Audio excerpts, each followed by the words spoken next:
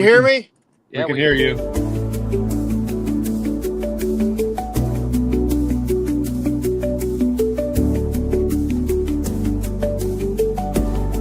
Hello? Hello? Hello?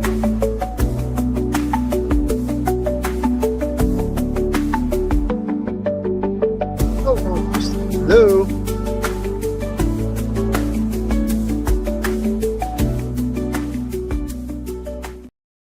We are not sanctioned by This clown car show. Hello? Can you hear me? Yes, we can hear you, McMurray. Somebody give me a thumbs up. Some of you can hear me. the talking logo. Ah, shit. That just in the means I can't corner. hear you. I'm going to jump off and get back on. Yeah, please do. Saturday night is colder than hell. The wind sounds like a freaking train going by the apartment out here. I hope no trees end up in my bedroom window. So it's not the only places where the wind's coming from. It's cold in my place. How about your place? Oh yeah. I'm about 0 degrees right now. It's cozy warm here, man.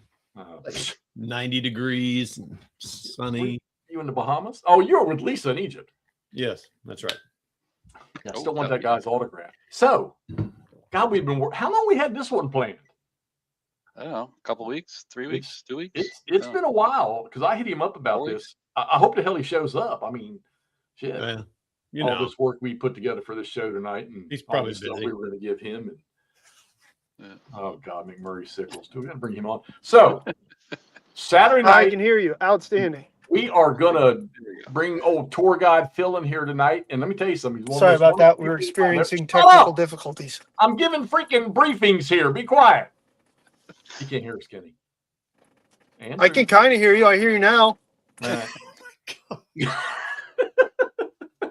we're gonna drag Phil in here in just a second, and like I say, he's a wonderful guy. I've known him for a few years now. Met him through GBACW play testing, and then I drug Todd and Andrew went up to Gettysburg when they were here. And Phil drug us around the battlefield. We just had a good old time with him.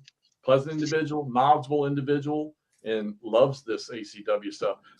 But tonight we want to find out what else he enjoys doing, along with his ACW stuff and his tour guiding stuff. So you guys in La La Land out there, you got questions you want to ask him, or if you develop some while we're going, put them in the chat. One of us will identify him, and we'll just feed Phil to the fire. And with that being said, let's drag him on here. Hopefully he didn't hear anything I just said. Pretty sure he can hear everything you just said. I heard everything you just said. Phil, how you doing, buddy? I'm doing good, doing good. Glad to think be that here. official- Thanks for having me on. I think that officially means you get to punch him in the face in April or whenever it is. October. October. Yeah. Nah, I wouldn't do that. You should. Give it a Yeah. try sometime. We're still trying to get Andrew to come out. Todd can't make it this year, but we're trying to find a way for Andrew to get out. Yeah. Yeah, we're working on it. Ross is That'd coming be- from Oklahoma, and Camp's coming down from somewhere up in New England where he is. He still won't divulge where he lives. So Maybe if I can convince Ross I'm not actually a serial killer, we might be able to carpool. yeah, just don't bring the gun. Okay.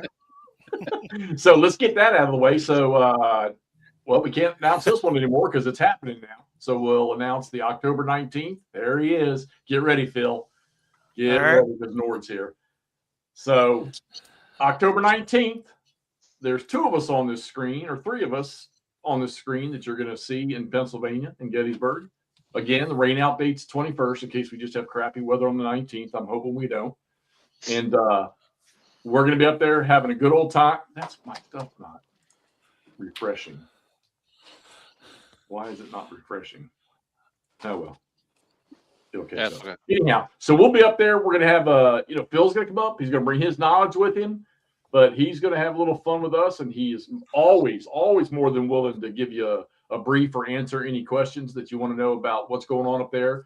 And he can probably answer questions about a multitude of other battlefields from what I understand. So, and I'm going to probably pick his brain. Phil, which ones are you doing in June? In June, me and Alex are doing Antietam. We're going to do all three gaps for South Mountain. We're doing Harper's Ferry. And it looks like we may be doing 3rd Winchester. But I threw out Monocacy because it's about the same drive time to both. So Right. waiting for Albert to come back and Dick, but it may be third Winchester. We may be doing. That's that. Yeah, that I would say it's about the same. The Winchester Drive is probably a little easier to get over to Yeah. that than it's going to be up to Monocacy. But it's a lot longer walk. Yeah. Oh yeah. Yeah. Longer Jeff hated that. Yes, they tried to kill me. So, Yeah. No, no. Yes. Yes. Yeah. So, They did. so that's Those- what we're doing in June. He's gonna So walk on a golf course for 12 hours, but you try and take him to a battlefield and he's gonna die. I got a golf cart. You guys could have got me the golf cart at Kernstown to go up that big ass hill. What's the hell is that damn thing that I'm fighting up right now? No. Only the tour guides can drive a golf cart. And if you're taking a golf cart tour, somebody's got to drive it like they stole it, and there's no way that guy was going to. Well, we'll take Phil next time we do that. Yeah, there we go. Oh, There we go. yeah, that's fair. But I'm gonna tell you what, that was I'm not gonna lie to you that not even I mean I knew it was there, but I didn't know that Winchester thing that they had built was there. And that was just gorgeous. That little facility they That built. Lofus, yeah. Oh Yeah, it was my awesome. God. Yeah. So it was and we probably never would have gone there if the guy at Kernstown hadn't said, "Oh, don't go to this one, go over to that." Because we were going to go down to were we going to Cedar? Not Cedar. Is it Cedar Creek? No. Oh, Yeah, what's the other Cedar- one near Winchester? You're the valley guy. Cedar Yeah. Creek. Is it Cedar Creek, right? Where the Yeah. fog and the surprise. Yeah, that's Cedar Yeah, Creek. okay. Cedar Yeah, Creek. he said, no, he said, you probably should go over and see the Winchester. We did what? We did first or second Winchester? First, First, okay. Oh. Oh wow. because that was the shortest walking tour. Yeah, good point. I'm just saying. I mean, that was the thought. Lovely trail.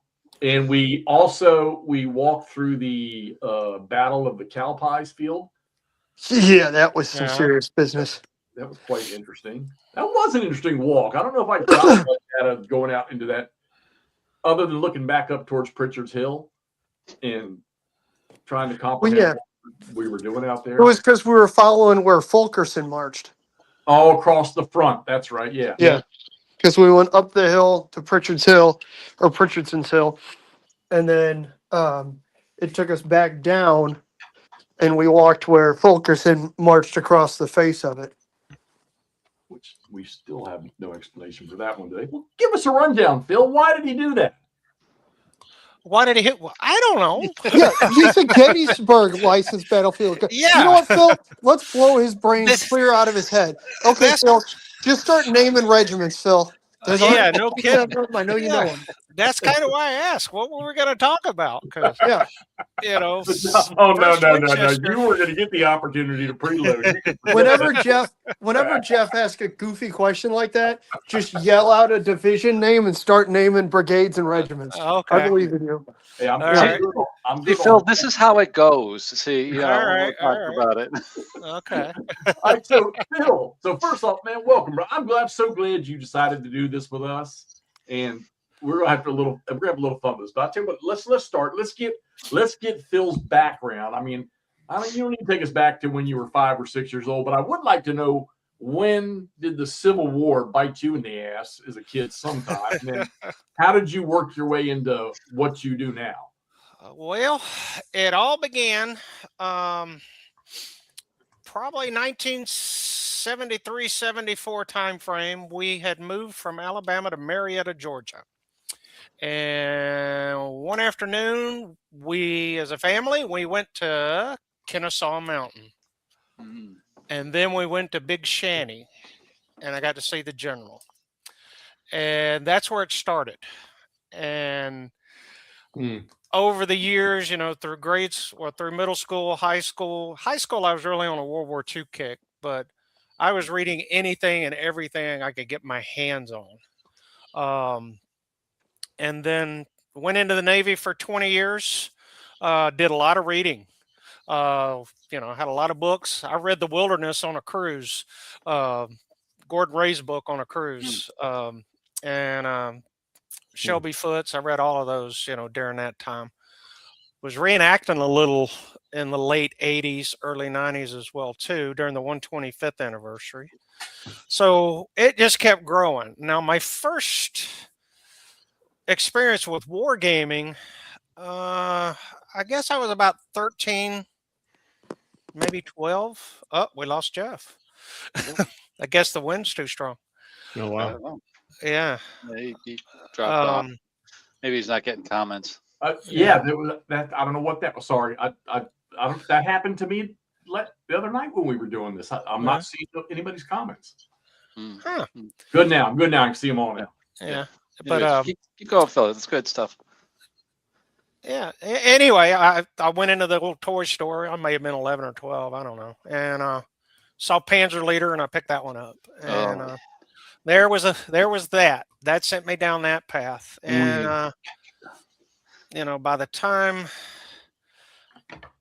I was 23, 24, you know, I had so many games I didn't know what to do with, and doing my Civil War reading at the same time. Got into I've been to Gettysburg. My first trip to Gettysburg was in 1988. They still had the old lamp on the Eternal Light Peace Oh, yeah. Memorial here. Oh, okay. They didn't even have the flame on that Yeah. year. Yeah, it came on that year, but I was there before they started it. And Wow. didn't know about guiding. I just went up there and enjoyed the day and walked into the visitor center, went straight to the bookstore, never looked over there and saw the guides. And it wasn't until 1998 when I was at Andrews Air Force Base. I saw an ad somewhere. I don't even remember where, with about a battle walk.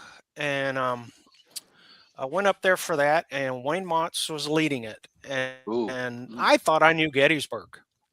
Yeah, in 5 minutes, I knew I didn't. I learned I didn't know anything. Yeah, Wayne is but good. Yeah. Yeah. And I still joke with Wayne about that every once in a while when I see him. And started studying because I thought, man, that'd be a good retirement gig. So I started studying, and wasn't until 2010 that I passed the guide exam. So that's when I became a guide, and in 14 days, it'll be 16 years I've been doing this. Wow. Nice. Congratulations. And then I got back into the gaming. I got out of gaming for a while, like a lot of people do, and got back into it. And now I'm doing, play testing different games, and just having a good old time with it, and all because I'm not even sure how I fell into that wilderness trip, Jeff. I'm not sure Yeah, how. because I didn't meet you till we met at, I think it was Corbin's house. Corbin's right? house. Yeah. Yeah. And I cannot recall how in the world I got involved with that. Other than it was through Tom, I guess. I don't know. Well, so you spent 20 years in the closet reading ACW stuff, and then you came out of the closet, and then you eventually took you must be 70 or 80 damn years old. Phil, are you still not seriously thinking about punching him in the face? Because you can. You weren't still in the service when you took your licensing stuff, were you? The first 2 times I took the guide exam, yeah, I was still in the Navy. Now, so I saw a documentary about, because I remember they used to have, I don't know if they still do it or not, but it's been a few years, but I remember you could take an online test just to see what your knowledge was. Yeah. And I used to take that damn thing every year just to see how I stacked. But then I remember seeing a documentary about those people testing to become, and how deep and frustrating it can be, in the knowledge you have to even pass that thing nowadays. And that's just for Gettysburg. What about these other places that you sometimes will do stuff with? Those places I just go to and do them. Okay. I pull in all the stuff because I used to be, before 1988, I was a Western theater guy. That was what I focused on. Gettysburg and the Eastern Theater. I still believe this is not where the Civil War was lost. It was lost out west. Mm-hmm. And that's when I started shifting here. So a funny story, about 5 years ago, me and the wife are at Chickamauga. Yes, it was her idea. My wife likes to go to historical places too, so I'm blessed there. She works at one, so Yeah, so we're standing at we're s- we're standing at Brotherton Farm. I didn't hear that. That may get you smacked. We were at the Brotherton cabin there, and I started talking, and she let me go for about 5 minutes, and then she says, "Can you do this anywhere?" And so, um, yeah, I just pull from my knowledge of what I've read in the past. Of course, I read up on it, and currently I'm reading. I don't know if y'all can see this. I'm reading on Belmont, Yep. because I'm going to start play testing that game in a few weeks. So Nice. figured I'd better learn something about that battle. So because I didn't know much about it. So Hey Phil, what was your first Civil War game? You said Panzer Leader, but I didn't hear the first Civil War game. First Civil War game. That's a good question. Because I was actually trying to remember the order that I bought. So the first one, the Panzer Leader, then Third Reich. Jumped right What in. was the first? That's a good question. Terrible Swiss Sword or Gettysburg 77? That was it. That was it. Got it. 77? So the old one. Yeah, the Yeah. 70, the thin one with the black one. Yep. Yeah, yep. Yep. Was hexes or squares? That had hexes. Yep. That was the one that had that really nice. I thought was a really nice map. Yeah, it looks like a weather map because it's yeah, all like yeah, yellow rainbow and orange. and it had the 3 different games in Yep. it. The basic one, and then the intermediate. that's the Yeah, best one one of was all. I actually think, the better we'll one. go with it. Yeah. But yeah, we were in. Now these memories are coming back. I remember we were in Florida on vacation, and I had that set up in the middle of the living room. Oh wow. So I was Right. playing that when we weren't at the beach. So That's awesome. yeah, just playing solo, but Yeah. probably wasn't Todd, playing. so Todd and Ross are fixing to do Chickamauga in the Great Campaigns of the American Civil War. Correct. They're going to be, matter of fact, y'all are doing something tomorrow night, right? Yep, we're playing the first scenario in the pack. McCluremore's something or something. Michael Yeah. Moore's Cove. We Yeah. figured it was either Puppy Bowl, Super Bowl, or we do something, and decided that Or the Toddy Bowl. It's Chickamauga Bowl is what we call Chickamauga it. Bowl. Yeah. Ross got it posted today. Yeah. That's a And I good think- I series know too. that, I play that one a lot too. all of us are in on the we'll say we'll come back to that. So all right, you live where you work the most, obviously. Yeah. What's the commitment? What's the time commitment? You get them all year round, or in the winter time does it just sort of shut down for you? Well, this year, I kind of shut down January and February. So I haven't had. I think I had 2 tours so far this year, whereas last year by this point I'd already had 10. Oh gosh. Well, and it was a personal choice for me, because I was doing tours out of the Gettysburg Visitor Center, and if the weather is inclement, i.e., we're going to get snow, they wouldn't give us the phone number so I could call the visitors and work out something. So it was just at the mercy of if they show up and how much snow we get. And that I just said I'm tired of doing that, so I quit doing that. I did a tour day before the inauguration last year. We got 8 inches of snow that day. Oh, gosh. And I got there, and the guy, I talked to him beforehand, and they were from Chicago. They were UPS drivers. They didn't care how much snow they got. Yeah, We're going out That- And I said, well, I'm from Alabama. I don't drive in this stuff. So, but we got that 4-hour tour in before the heavy snow hit. So I don't want to deal with that anymore. So, But I mean, okay, so all right. but yeah, I could So do it tell year the round. people who you actually work for as a tour guide, because you're not actually It's not. Are you? You're not actually. Are you guys? You're not the National Park Service. No, we are licensed by the Park Service. So we are covered, the 136 of us. We're all the same, tested the same. We all, know pretty much the same. We all got our specialties. But we're licensed by the Park Service. We're covered by a CFR 36, I believe it is. I got it here on my desk because it's time to send ours in. And it's a government document that controls how we operate. We are the only guide force in the country that has this.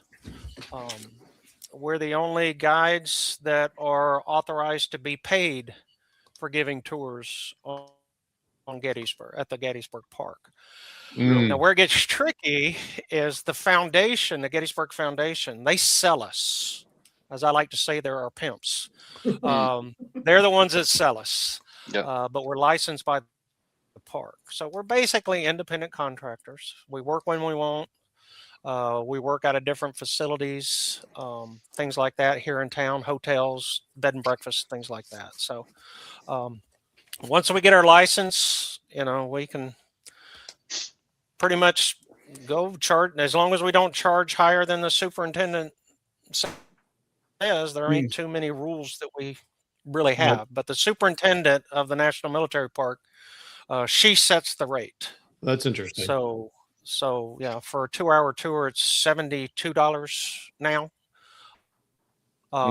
Which per is pretty person cheap or just when you for the guide?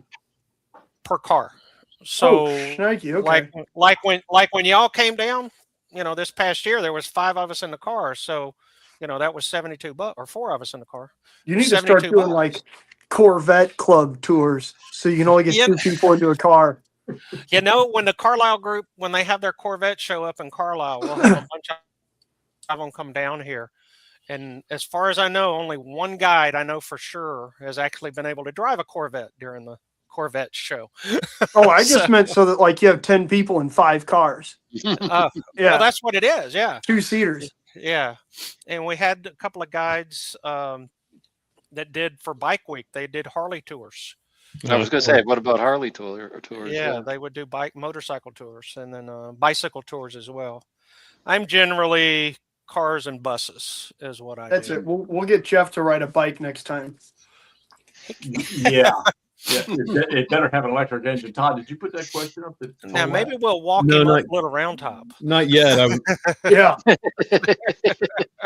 We'll walk the bikes up Little Round Top. Then Jeff's going to show us his sick BMX skills getting back down off a Little Round Top. Yeah. I don't think we're there. I don't think we're there yet, Jeff. Okay. That one up later. Nord, in answer to your question, Nord, yes, I'll do it one time because I'm not walking back up afterwards.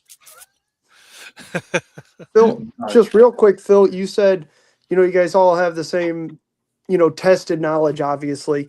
But then you said everybody has a specialty. What would you consider to be your like Gettysburg specialty? Yeah, it's one of mine. Second day and things related with Alabama troops.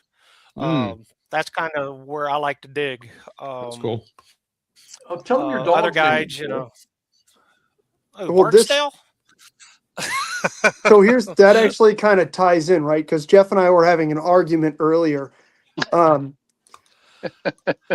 Jeff's contention was that Dan Sickles was the greatest officer ever commissioned by the U.S. Army. Mine was that he was definitely the best officer in the 3rd Corps. Phil, warning, Phil. This is a rabbit hole. He's abundantly aware. Andrew Humphreys is the best general in the 3rd Corps. Oh man, he's the expert, Jeff. Okay. Andrew Humphreys is the West Point guy. Andrew Humphreys, his division not falling back and retreating the way Bernie did, saved some of the 3rd Corps. It could have been a lot worse. And Dan Sickles was a political appointee. Correct.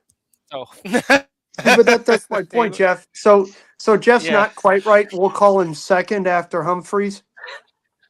Sorry, Jeff. Yeah. Why does this remind me of all the memes I've been seeing with the kid and the pet dragging the mud in the house and the kids pointing at the dog? Yeah. Hey, it was a legitimate discussion Jeff and I were having. I just wanted to get Yeah. your opinion on it. Yeah. Andrew, did you hear what his dog's name was? Dan, Barksdale. Barksdale. that's awesome. That's an awesome dog's name. Oh, dude, that's an awesome dog name. Yeah. And he lives up to it at times too. He's a beagle. So Phil, about your specialty about Alabama troops, what's something that is you find very interesting about them particularly? Well, one, it's a hometown flavor, Yeah. just finding out. So here's one I found, unbeknownst, yeah, that word. Yes. Captain Schaff, 15th Alabama, Company A. Hmm. So as the 15th Alabama is coming down Big Round Top, Company A is detached by Oates to go over the backside of the hill and harass the wagons and maybe capture the wagon. Mm. But Schaff, for whatever reason, doesn't, and he doesn't re-engage with the regiment when they're attacking the 20th Maine. And that was the only thing that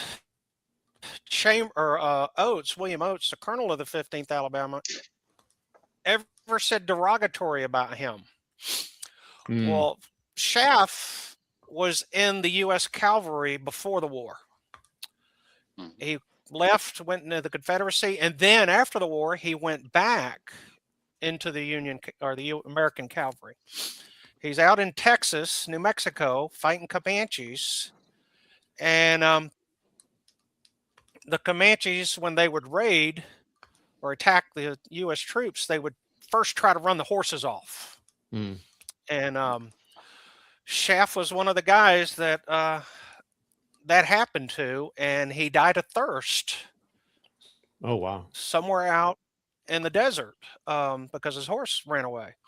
And I'm sitting there thinking about that while I'm talking about the 20th Maine and the 15th Alabama and how the 15th Alabama, they didn't have water. Their canteens were Right. gone. Oh And wow. ironic, here he is sitting on a hill, probably thirsty, and he's going to die, 15 years later in the desert, That's crazy. dying of thirst. Yeah, Yeah. good story, dude. I had a book. Buzzkill. It was just a small. I think it was a paperback. I remember I gave it to a guy down in Tennessee at a place I worked at, but I think it was called. I want to say it was called Oates versus Chamberlain or something like that. It's been so many years, but I remember I gave it to a guy that worked at a place in Tennessee that I knew. But I can remember it talking about. It never talked about. That's one of the more intriguing parts about the second day is that attack on that far left side or the far right side of the Confederacy. Right. But a lot of people don't know, and this is why I asked about your article earlier, because to me, that's one of the key missed opportunities at Gettysburg Right. with Wilcox and not having Yeah. anything else, because he did break the Seminary line or the Cemetery Ridge line, right? Between the Round Top and Cemetery Ridge. He got close. He didn't Yeah. quite get there. He got to, so when he attacks Wilcox's brigade, he's part of the 3rd Corps, Richard Anderson's division. He shatters the line, the Sickles line there at the Klingel Farm and the Rogers Farm area, Sherfy Farm, and then pursues them down into Plum Run. Now, when they get to Plum Run, down in the Cadore Thicket there, they stop to regroup, the same as Barksdale did on his right. So Barksdale and Wilcox are both trying to get their units to move forward, but Barksdale's hit, mortally wounded. Wilcox sends somebody back looking for help, to Anderson to send up fresh troops. But then here comes the 1st Minnesota, screaming down the hill at them. And you got the 111th New York of Willard's brigade hitting the 10th Alabama on the right. So when Barksdale pulls back, when the Floridians start to fall back, Oates has got to fall back. So he comes pretty close, but he's not supported. And that was what my article is about that I wrote in Gettysburg Magazine. And I'm working on another one that I've got to get it done, or Dan Welch is going to kill me. Which is actually on Law's Brigade's attack. This is when I found that story about Schaff. That what Wilcox's brigade did is overlooked a lot. I mean, they tangled with the 1st United States Sharpshooters and 3rd Maine in Pitcher's Woods about 9:30, 10 o'clock in the morning on July 2nd. Yep. And, then there's under skirmish fire the rest of the afternoon until they began that attack. And between them and Barksdale, they probably marched the furthest and fight over the longest distance that day. They probably advance almost a mile or more. And they're exhausted. And they're attacking. Wilcox begins his attack shortly after 6. And he's down, or 6:15, 6:20 time frame. I get kind of persnickety when we get to exact times because we don't really know. But by the time they get to the thicket, it's 7:30, 7:45, sunsets at 7:45. So, things start to break down with Barksdale and the Floridians pulling back. Mahone never advancing. Posey half advancing, half not advancing. So, it was Ambrose Wright that supposedly he got up on Cemetery Ridge. And as a battlefield guide, and many of the guides here at Gettysburg, Ambrose Wright's official report of the Battle of Gettysburg is one of those documents that he likes to expound, exaggerate. We're still trying to find the ridge that he went up where he describes his men crawling hand over to get up the hill into the guns. It ain't there. So that's what it's like if we walk Jeff all over the place. Now we got to walk up Cemetery Ridge right there. Yeah. Jeff's on a 2% grade going. You said you're something now. You're going to do something on Law's Brigade, and there's another that I don't think a lot of people understand. Law's Brigade literally was the last one to march into line, right, for the 2nd and right into the attack. And then because of the change, because of what Sickles did, it changed the initial plan that Lee had. And didn't Law also not only the last one to get into line, wasn't he the one to initiate the attack on the right? Was he the first brigade to move? Him and the Texans went together at the same time, because the 4th Alabama and the 5th Texas were almost elbow to elbow. And the guys in the 4th Alabama, I can't remember the guy's name, but he was trying to encourage the men to move faster to beat those Texans down towards the Slider Farm. But Law, of course, he's going to take over once Hood gets hit. And Law is going to have to pick up the pieces of a rapidly changing situation. As part of Robertson's brigade is heading towards Rose's Woods, part of it's heading towards Devil's Den, then he's got to plug the gaps. So that's one of the biggest, I think, the biggest what ifs to me of the Battle of Gettysburg is if Robertson's brigade the 3rd Arkansas doesn't try to hold on to the Emmitsburg Road and cause the gap, and then Law has to take the 44th and the 48th Alabama and move them into the gap. That puts 2 more if he doesn't have to do that, there's 2 more regiments to the right of the 15th Alabama when they get to Oates or get to Chamberlain and the 20th Maine. And over the back of the hill and off they go. Yeah. So to me, that's one of the bigger what ifs. But this is fun when you talk, because we've all have spun our heels in some Gettysburg game in some way.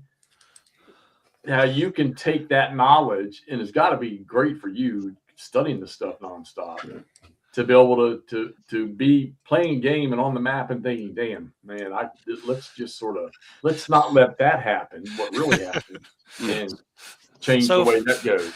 So funny story. A couple of years ago, it wasn't the same Gettysburg event. It was another one. I was playing Terrible Swift Sword.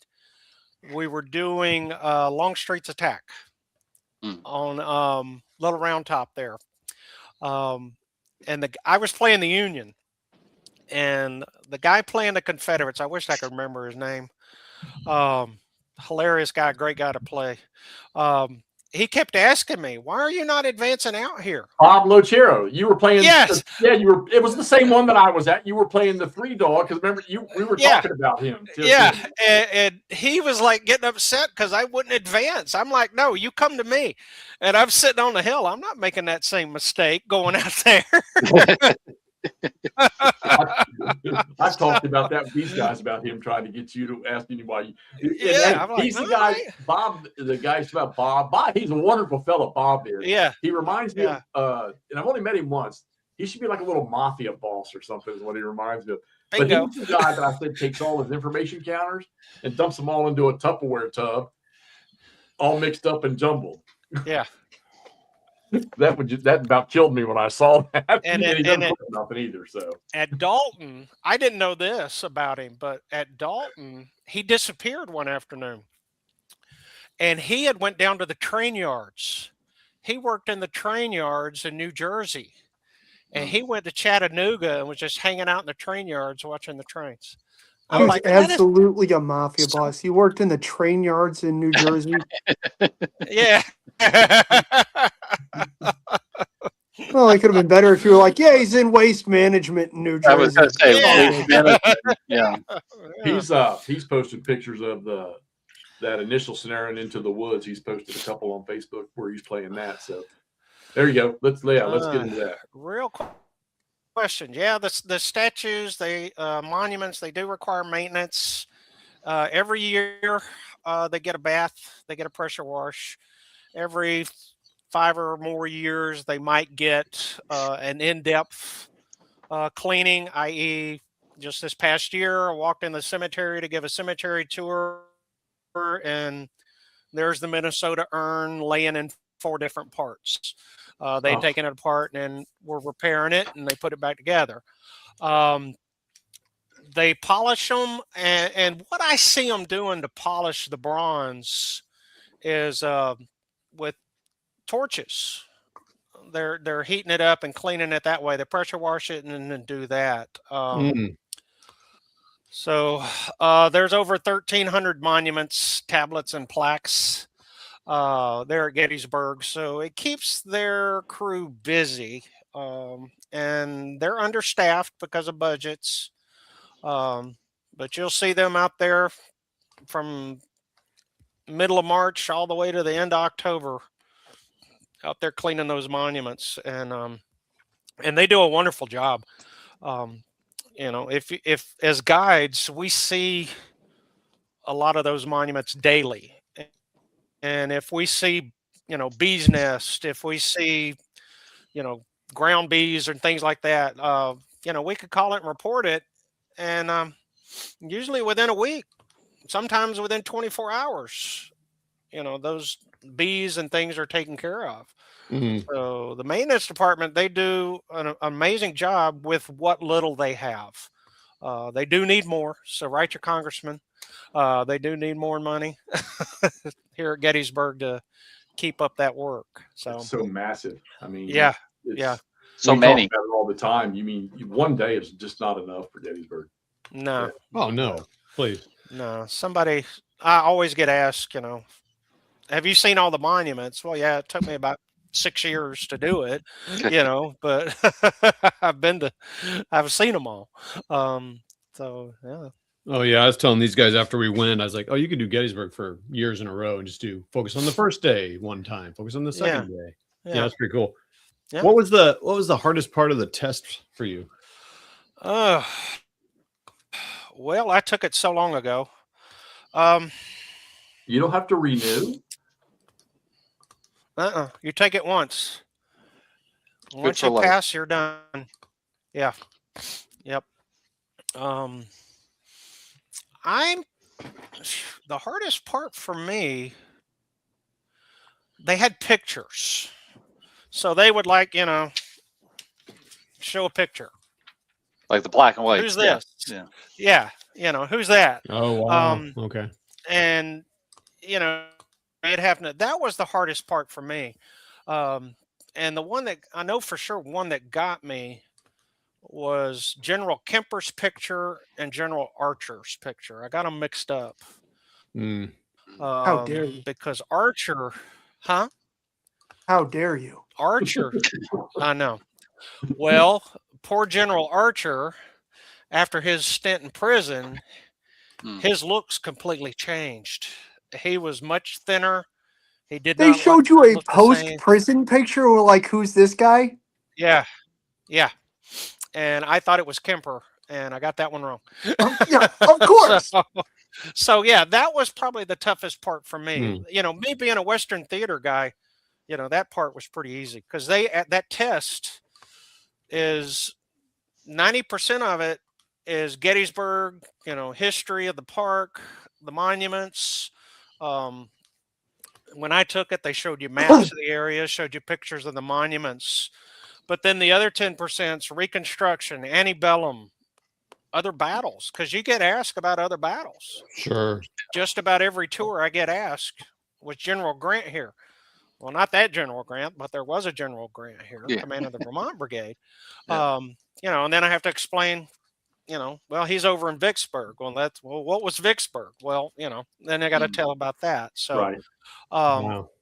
So it's an all-encompassing exam. What percentage do you have to get on that exam to get your license? It's a 90% fail rate. Oh, Jesus. Is it done on a curve? Like they take the top 10% of scores? They take, well, that depends. So if the top 10 are only in the 70s, they're not taking anybody. Okay. All right. No, there's no curve. Yeah. There's no curve. All right. If the top 5, and this is what we run into, is you got people almost acing the test sometimes. Now this last test was a lot tougher. We didn't have that many, so the curve was the top was a little bit lower. But I think I missed the test I passed. I missed 6 questions out of 250. Oh my God. Jesus Christ, Phil.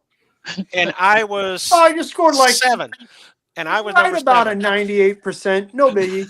Yeah, I know. So, wow. And you were 7? But I was number 7. Yeah. Holy Out of mackerel. I think we took Wow. I think there was 18 of us that took the 08 test that passed. Damn, that's like mastering ASL. Yeah. Yeah. And then being able to recite all the counters in your sleep. Yeah. Slav is another one you might see up there. So you'll see Slav in June. He'll be at Harper's Ferry. You coming down Harper's Ferry? Yeah, duh. What the hell did I just say? I can't believe I just said that. Yeah. Yeah, he's coming. Jeff. Yeah. I'm scheduling all the tours or doing all the tours. Yeah. So, I'm getting that out. Phil, can you find me a 2XL Kepi? I just realized this is an XL and it fits me like a damn yarmulke. You tried Regimental Quartermaster? I'll look.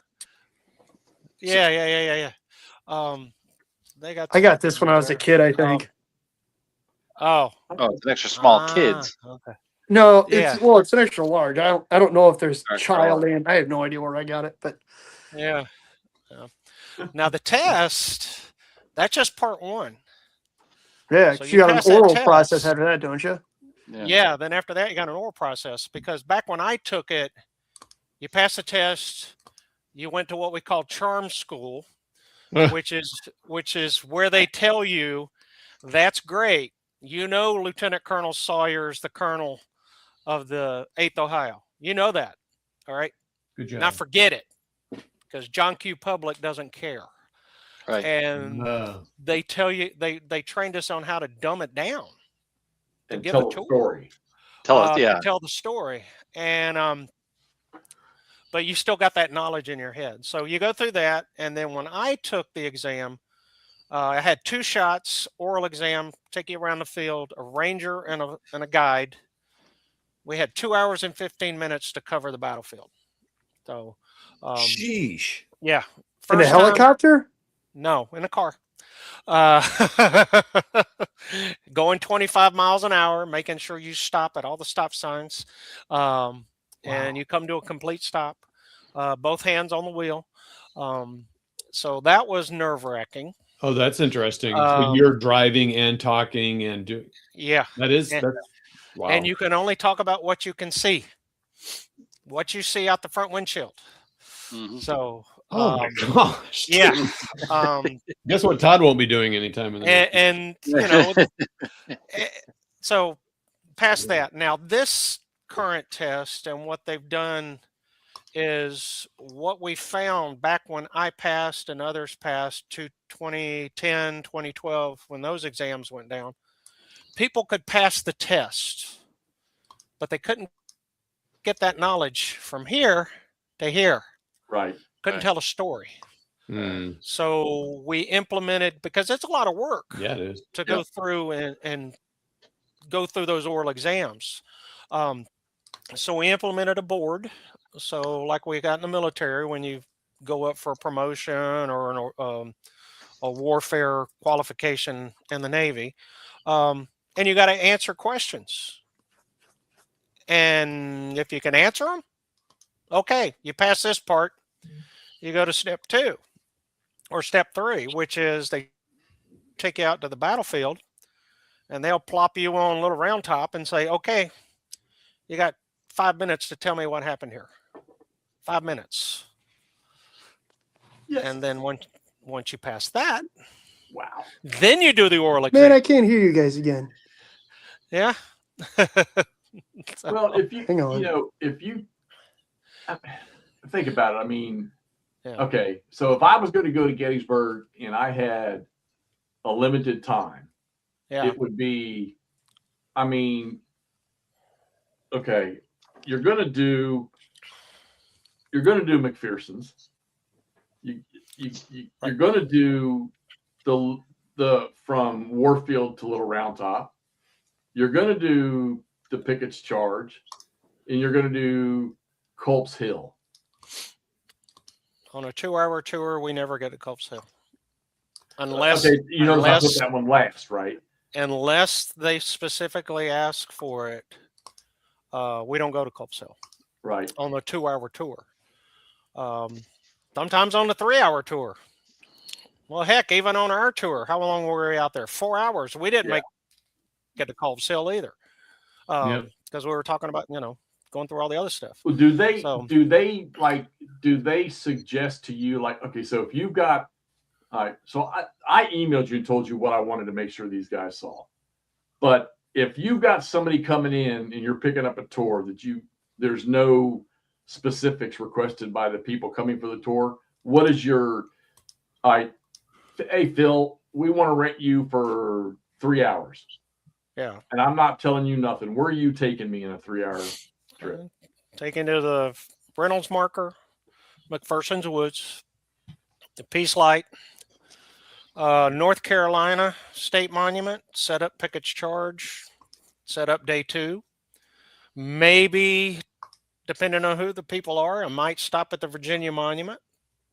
Otherwise, I go to the Peach Orchard, set up your hero, Danny Boy.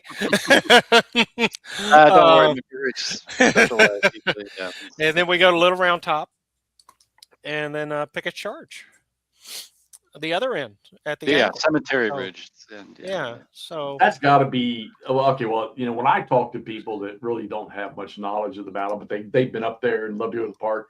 Oh, it's always Devil's Den, Devil's Den, Devil's Den. But I would have to say, as far as, I mean, you can literally, to an extent, there are certain places on that battlefield that you can stand and almost point out and discuss the entire battle. Yeah. Yep. And I think one of the well, I mean, you could do a lot of it from, I guess, Cemetery Ridge, Cemetery Hill, the tower. Well, hell, if you could get up in the tower on Culp's Hill, which I'm never ever going to walk up that thing ever again. But oh, the little tower Come on Oak Ridge, just below the Peace Light. yeah. Yeah. That's a great little tower right there. Yeah. But you mean, can't wait. see Go ahead, as go much ahead. as if you go up the Long Street or the Culp Cell Tower. Yeah, the Longstreet Tower's another one that I probably won't. You know, they got me to go up the Antietam Tower the following day. Jesus. Yeah. Yeah, I had to sit down halfway up. Ugh. I'm trying to. My daughter, when she was younger, when we would go there, she would time herself going up them steps, and I think the fastest she ever got was like 20 seconds Oh, going to the top of that tower there at Antietam. Wow. Oh yeah. By the time we got up there, Jeff was so tired he wouldn't have fell down that fast. There you go. There's Oak Ridge for you right there, and the tower should be right behind me there. Yeah. Well, Danny, the test has evolved over the years. The questions are pretty much the same, or not really the same. There are a lot of things in it that changes over the years. But the test, other than the questions changing and maybe the formatting on how the test was set up over the years, that's changed. I wished I could remember. I wished I had a copy or heard some of the stories about the original guide back in 1915, what they had to take. I'd love to that'd be see that cool. test. Yeah, that'd be awesome. That was the first guides. Can you and- imagine that? Like that you're standing children? there giving a tour, and there's some old guy in the back that's just like, "No, Oh. it wasn't." Well, some of those guides in 1915 that took that test had been guiding since the battle. Well, yeah, exactly. Like They would were talk to enga- guys. Yeah, they knew the veterans, and Yeah. Was Yeah. Batchelder involved in that process, creating? no, this was after No. Batchelder. This was after Batchelder. Who created? Then- Who come up with that idea? Who come up with the test idea? I mean, Well, I that get would it. be It the makes sense, but- veterans. The veterans came up with what we have now with the battlefield guides here. They showed up 1913 for the 50th anniversary, and they heard some of the stories that some of the tour guides were saying, and they were so far out in left field that the veterans That's Complained exactly how it to- happened. Somebody's giving a tour. These guys are like, "No, it wasn't." no one, yeah. That's So awesome. they complained to the right people, and that's how that was created. We were created. You had to be licensed. You had to be tested and licensed to be a guide at Gettysburg. I think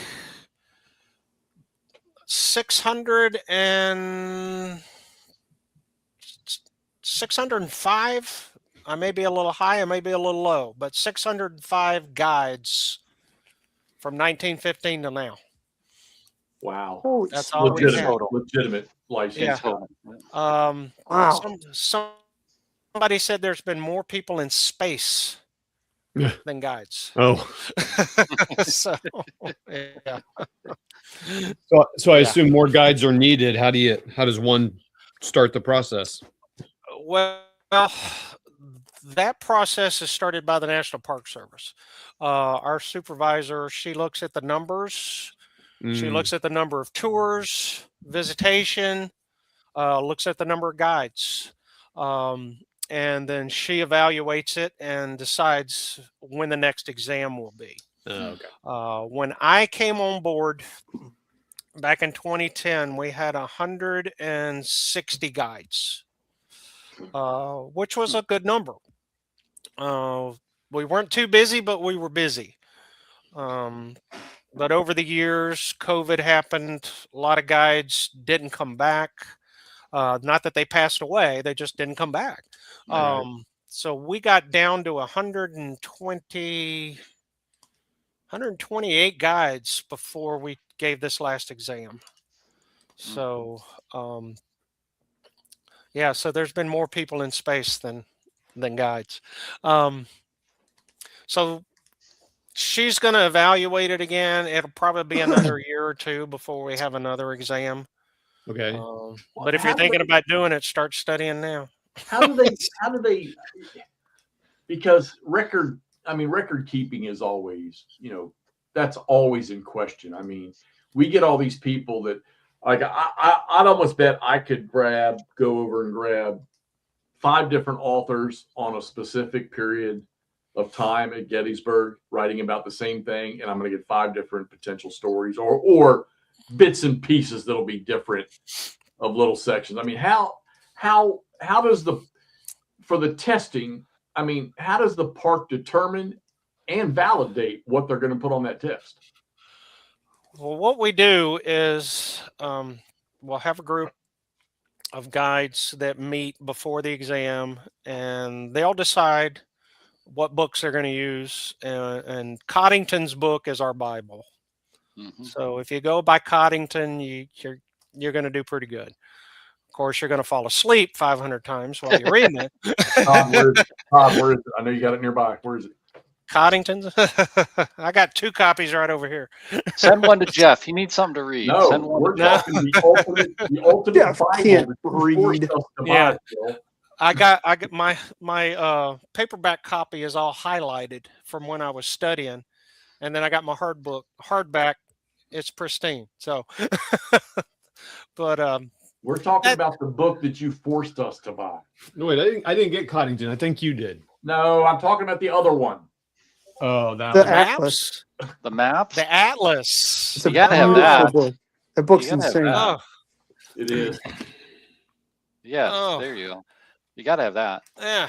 Do you know how many people Yeah. since we went to Gettysburg and we did a show after that?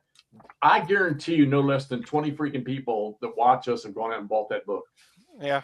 That book's incredible. And this is my copy that I have in separated that when I Oh. have specialty tours, I'll make Pull out. copies of this Mm. and I'll give them to the people, Mm. Oh, That's cool. awesome. you know. So that's something I love to do as well. You know, I'll do a tour with people that got ancestors. Yeah. And if I know ahead of time, I'll do a little research. And I'll dig up what I can about their ancestor. And I'll give that to them. And I gave one to a group a couple years ago. And the guy was in the 11th Mississippi. And he made it to the wall there at the brine farm or near the brine farm. Yep. And he was shot down the back. So he was hit here in this area and it went down Oh, wow. and out his rear end. And the family could not figure out why. And I'll get them out there and I show them where they're at. And you're looking at the wall. Now the wall's up here because if you've been there, it's a nice little drop off. Yep. And the guys naturally lean forward when they would advance. That's how he was hit in the back. And maybe he was laying down or something. no, they're moving forward and he's leaning forward and that he got hit in the back that way. So Yeah, that Bryant farm, there's a you know. dip right there coming off of the farm, where the farm is right behind it. It dips down right to Emmitsburg yeah. Road. So yeah, that Yeah. makes total sense. Yeah. So, little things like that. I love doing stuff like that. Putting people in those places where I can do some research and make those connections. Visitation is down. 1977, I think we had over 3 million visitors.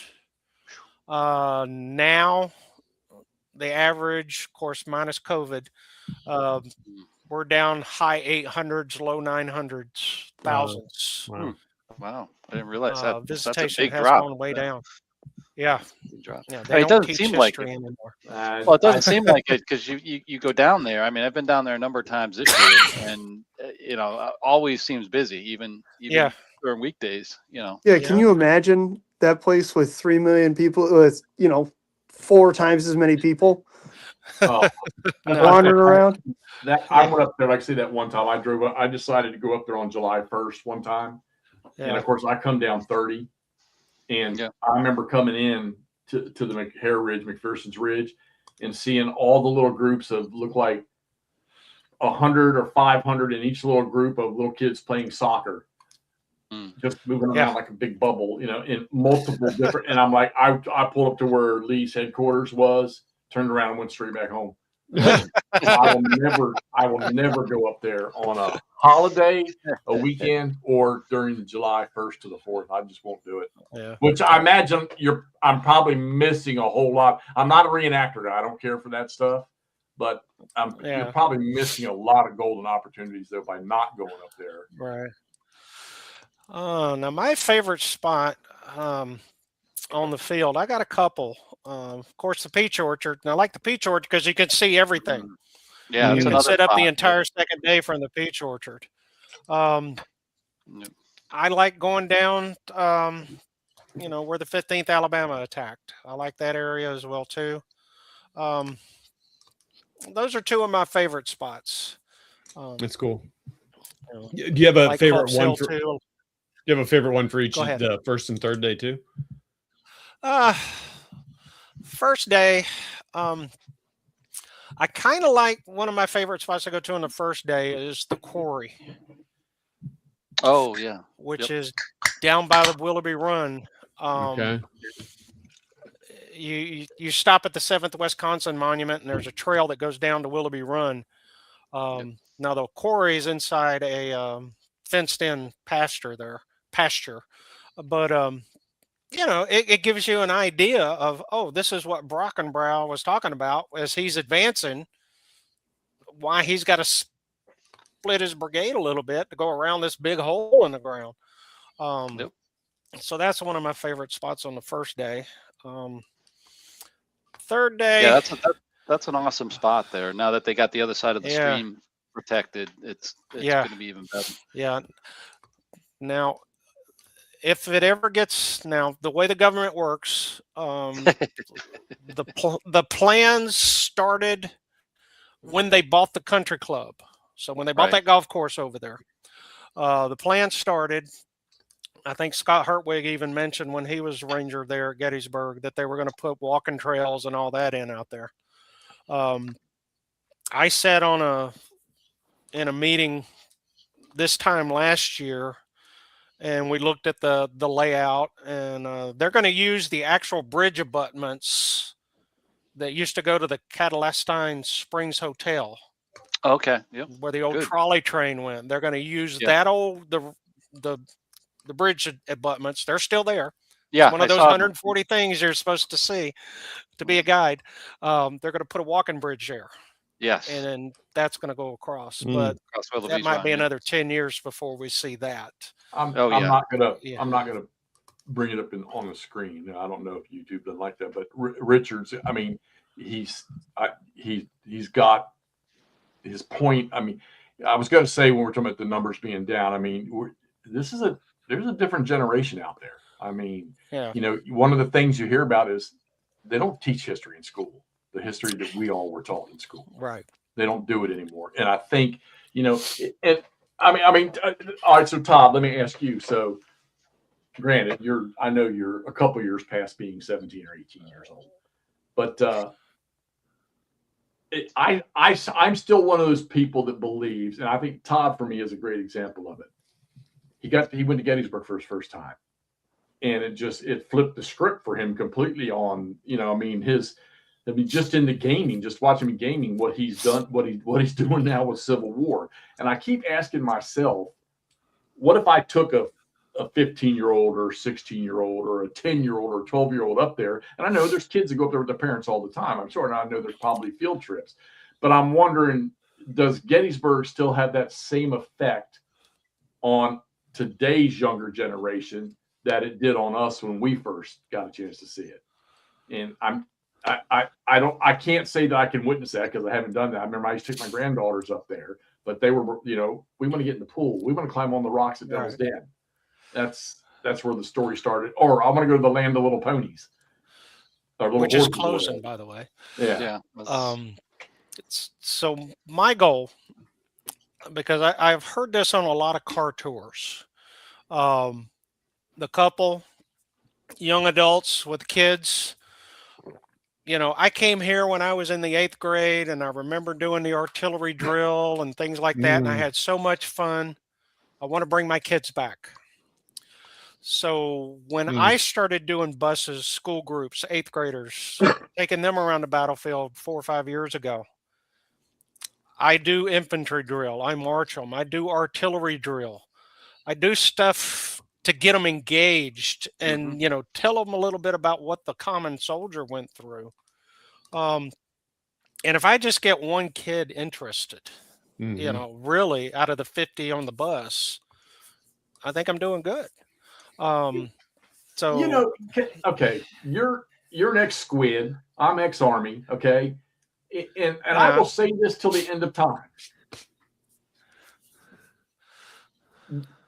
There's nobody in this world alive today that under the stress that those guys were under. All right. Now, granted, maybe, I'm sure in earlier wars and stuff like that. yeah.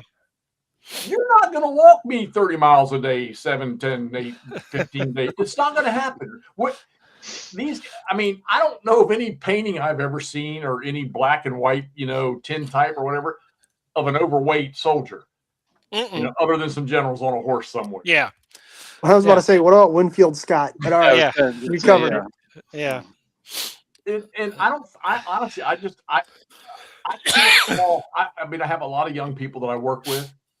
They have no comprehension.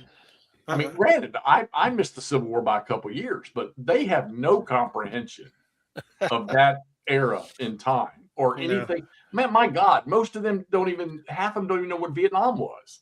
They're not going to comprehend. No. Forget talking World War II, World War I, and they just and again, I don't know because I'm not there. They don't teach it. It's not there. And quite frankly, I think the only way you're going to get it is you take some, and I'm even wondering if in college, if you get it, if you're focused in American history, are you even going to get that much detail? It seems to me that the only way you're going to get it now is either one of you guys being there, and these people going to these places and seeing them. And I'm sorry, but I just don't think that the percentage of today's younger generation has any interest.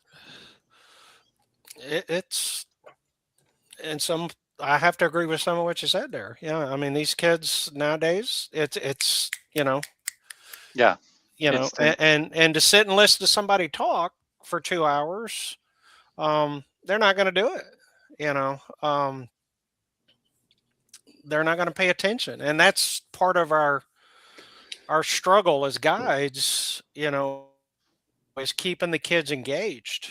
We have groups, when it's a rainy, snowy day and it's cold, we don't get off the bus, and it's hard to keep those 8th graders entertained. Oh, wow.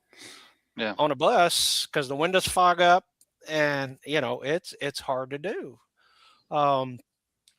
Funny story, I had a group from Tampa, Florida. It was January. What the hell did they come north for? Yeah. and the chaperone insisted that we get off the bus. And I said, you realize it's 26 degrees out there. And we're getting off the bus. So we did the first day. We stayed on the bus. And as we're going down Cemetery Ridge,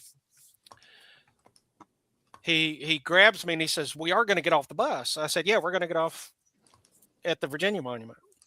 So we got off at the Virginia Monument and we walked around the little oval there, or the arc there, and got back on the bus.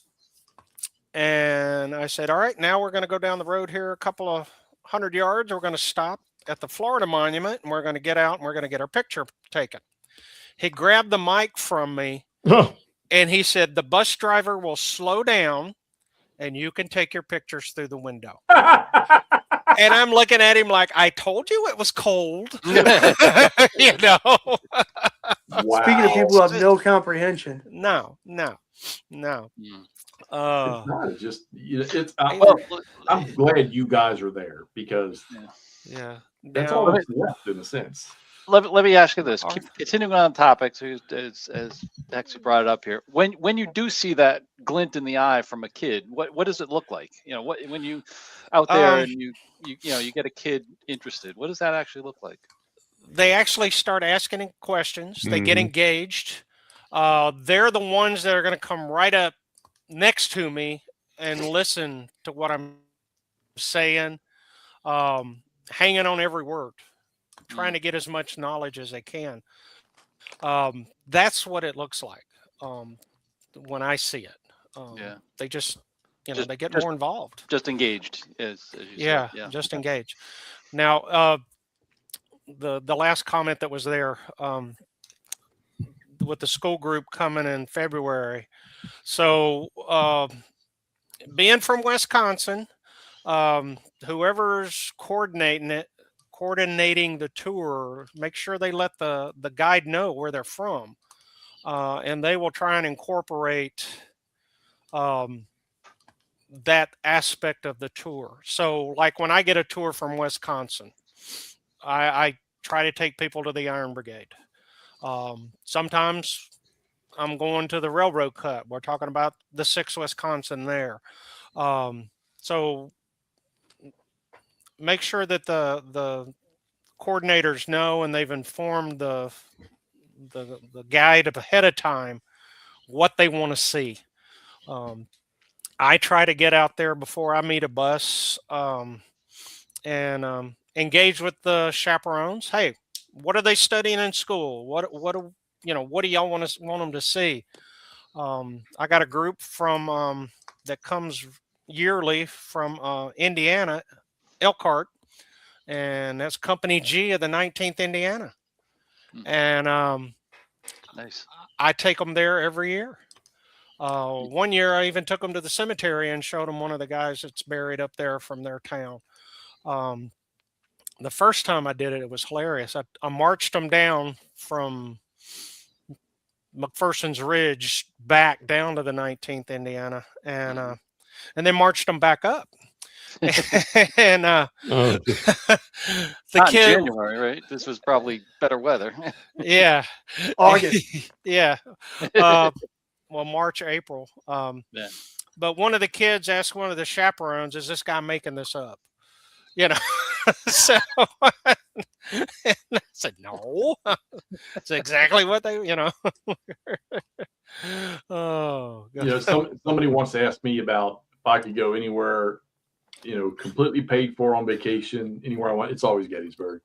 There's just no other place. I'm not a thrill seeker. Amusement parks, stuff like that don't do it for me. Just to go up there. I mean, yeah, but I like to go down and see some of the battle stuff around Atlanta. And I mean, I've been to Atlanta a couple times for some training. I just no desire to go out and see those places. But I mean, what I like to sure. I mean, I lived in Tennessee, never went to China, never went out there. Hell, I live here, never went to freaking Winchester and Kernstown until these two came out. I never went to Talladega, and I grew up 30 miles from the track. I never went to Talladega till I moved to Maryland. Then I went. Sound like Todd buying games back from Noble Night.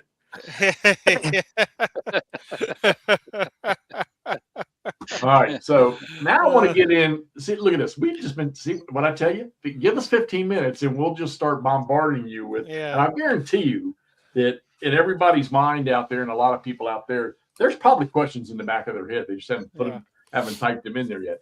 And I would think that everybody out there, if they haven't been, or even if they have been, want to go to Gettysburg. You want to go to Gettysburg. Yeah. I'll never change my opinion about that. Once you go to Gettysburg, it's like it's something that I don't care where you've been in this world, you have never seen something like this before until you go to Gettysburg. We used to call it GAS, Gettysburg Addiction Syndrome. yeah, Fair. yeah, 100%. Yeah. And I like Culp's Hill too. I mean, I don't. Yeah. It's just I'll take story is people not- down there and show them, where the Iron Brigade was there on Culp's Hill. Yep. I'll take them down and show them where the 6th Wisconsin fought, down there in the Swale, the Traverse area. So, yeah. First Corps was pretty busy on 1 and 2. Yeah. Oh yeah. Do other battlefields require similar testing or something, or like which other battlefields kind of have this? Not this, maybe this level. But. So at the level we're at, Vicksburg until 9 months ago, they had licensed guides like us, Mm. but they shut down their program. Oh. Wow. They only had 25 guides. Yeah. And they do not have the visitation that we have. And Yeah. so it was because of budget cuts and staffing. They just cut it. Now those guides will still be there, but they'll be working out of Chamber of Commerce or something like that down there. Oh, okay. So it's yeah, they're still going to be. independent of the national Yeah. parks. Antietam, they're certified guides. The parks, they're tested, I want to say, by Western Maryland Historical Association. Okay. And the Park Service agrees to use them. Yeah, except their damn museum is empty. Yeah. They Yeah. still ain't fixed that leak. I That was was- just up there a couple of weeks ago. That was supremely disappointing. Like, Yeah. there's because they left everything except for the artifacts there. Yeah. So you're reading about this thing, and you look around like, where is it? Yeah. No, Yeah. not there. Yeah, that's Yeah. pretty weird. Yeah. Yeah, they got problems with that building, big time. Was- All they Yeah. pulled out was the artifacts. Yeah. Jeff's trying to find that $100 he owes me. Hey, I hope you didn't spend that money I gave you up in Gettysburg because I made that morning before we got You up there. did? All right. Well, we got away with it. So Antietam's got some. Chickamauga, I've heard, is starting. I've had a few people talk about those guides. Central Virginia has a group of guides as well. They cover Spotsylvania, Fredericksburg, all the way down to the 7 days. Mm. So Can you imagine trying to have like that level of knowledge for just say, oh, I'm a Shenandoah Valley guide. Cool. Here's like 80 engagements for you to understand over the course of 5 years. yeah, yeah. I did a wilderness tour for GBACW last year at Fredericksburg. Mm. I did Spotsylvania too. Did 2 walks down there for them. So God, that'd be cool. oh yeah, we had. I got there late. I wasn't there for the first part of that event. I was there for the second. I got there on Wednesday, and everybody was gone, just about. So Yeah, that's usually the case. But that Everybody was a goes- fun little event. So Oh, yeah, I hope I did. yeah. I'm And I looking like, for like something. we were talking earlier, I do all this reading and research, and then I go and play a game, and I can look at the map, and I can, yep, you're gonna need that. You're gonna Hey, need that. I would have never got this if those two hadn't have said something. Let me tell you something, man. Yeah. We had so much fun with you at Gettysburg. Yeah. And then we went to Antietam, and I had not, like I say, Antietam's 15, 20 minutes for me, and I hadn't been there in forever. And we had such a great freaking time. And everybody, and see, Phil, I haven't talked to you since then. Where was it? The Westwood? Yeah. Over to where Early was, where the fingers are to the left of the pike Yeah. by the Yeah. cornfield. The Westwoods. Yeah. Where we ran into those guides. Yeah, there were 2 guys sitting there, older fellows. It was Yeah. awesome. Oh man, they were just sitting there in lawn chairs. There was nobody there in that area. They got up out of their chairs, gave us briefing, talked to us, answered questions, and they were not park employees. Oh wow. They were just 2 dudes living their best life, hanging out. Yeah, hanging out at the battlefield. It was cool. It was fun. Oh, But yeah, well, I went to the bathroom, and when I came back out, the guy was they had told the guy that I was ex-military, and he was handing me my card. And I'm like, I never knew this. Yeah. Oh yeah. Yep. So you Yeah, people out there, if we've- you're ex-military and you go to one of these parks, ask about your Yeah. because some places you got to pay. Yeah. Yeah. So- Harper's Ferry is one. Yep. That's where I got mine. It was at Harper's Ferry. I just happened to have my Navy hat on, and the guy there when you're pulling in, he says, "Oh, you're Navy?" Yeah, and he goes, "Oh, here, you need one of these." Yeah, so I was like, "Great, don't have to pay this $20 anymore." All right. That's Jackpot. Yeah, yeah. But I mean, I tell you, the three of us, that 4 or 5 days they ran here that's Yeah. probably one of the most memorable things for me that I can think of. Good time at Gettysburg, good time over in Winchester Yeah. and Kernstown. Good time. It's funny how we got to Kernstown. That was hilarious how we found Yeah. that. And then Antietam, just a blast. Just we Yeah.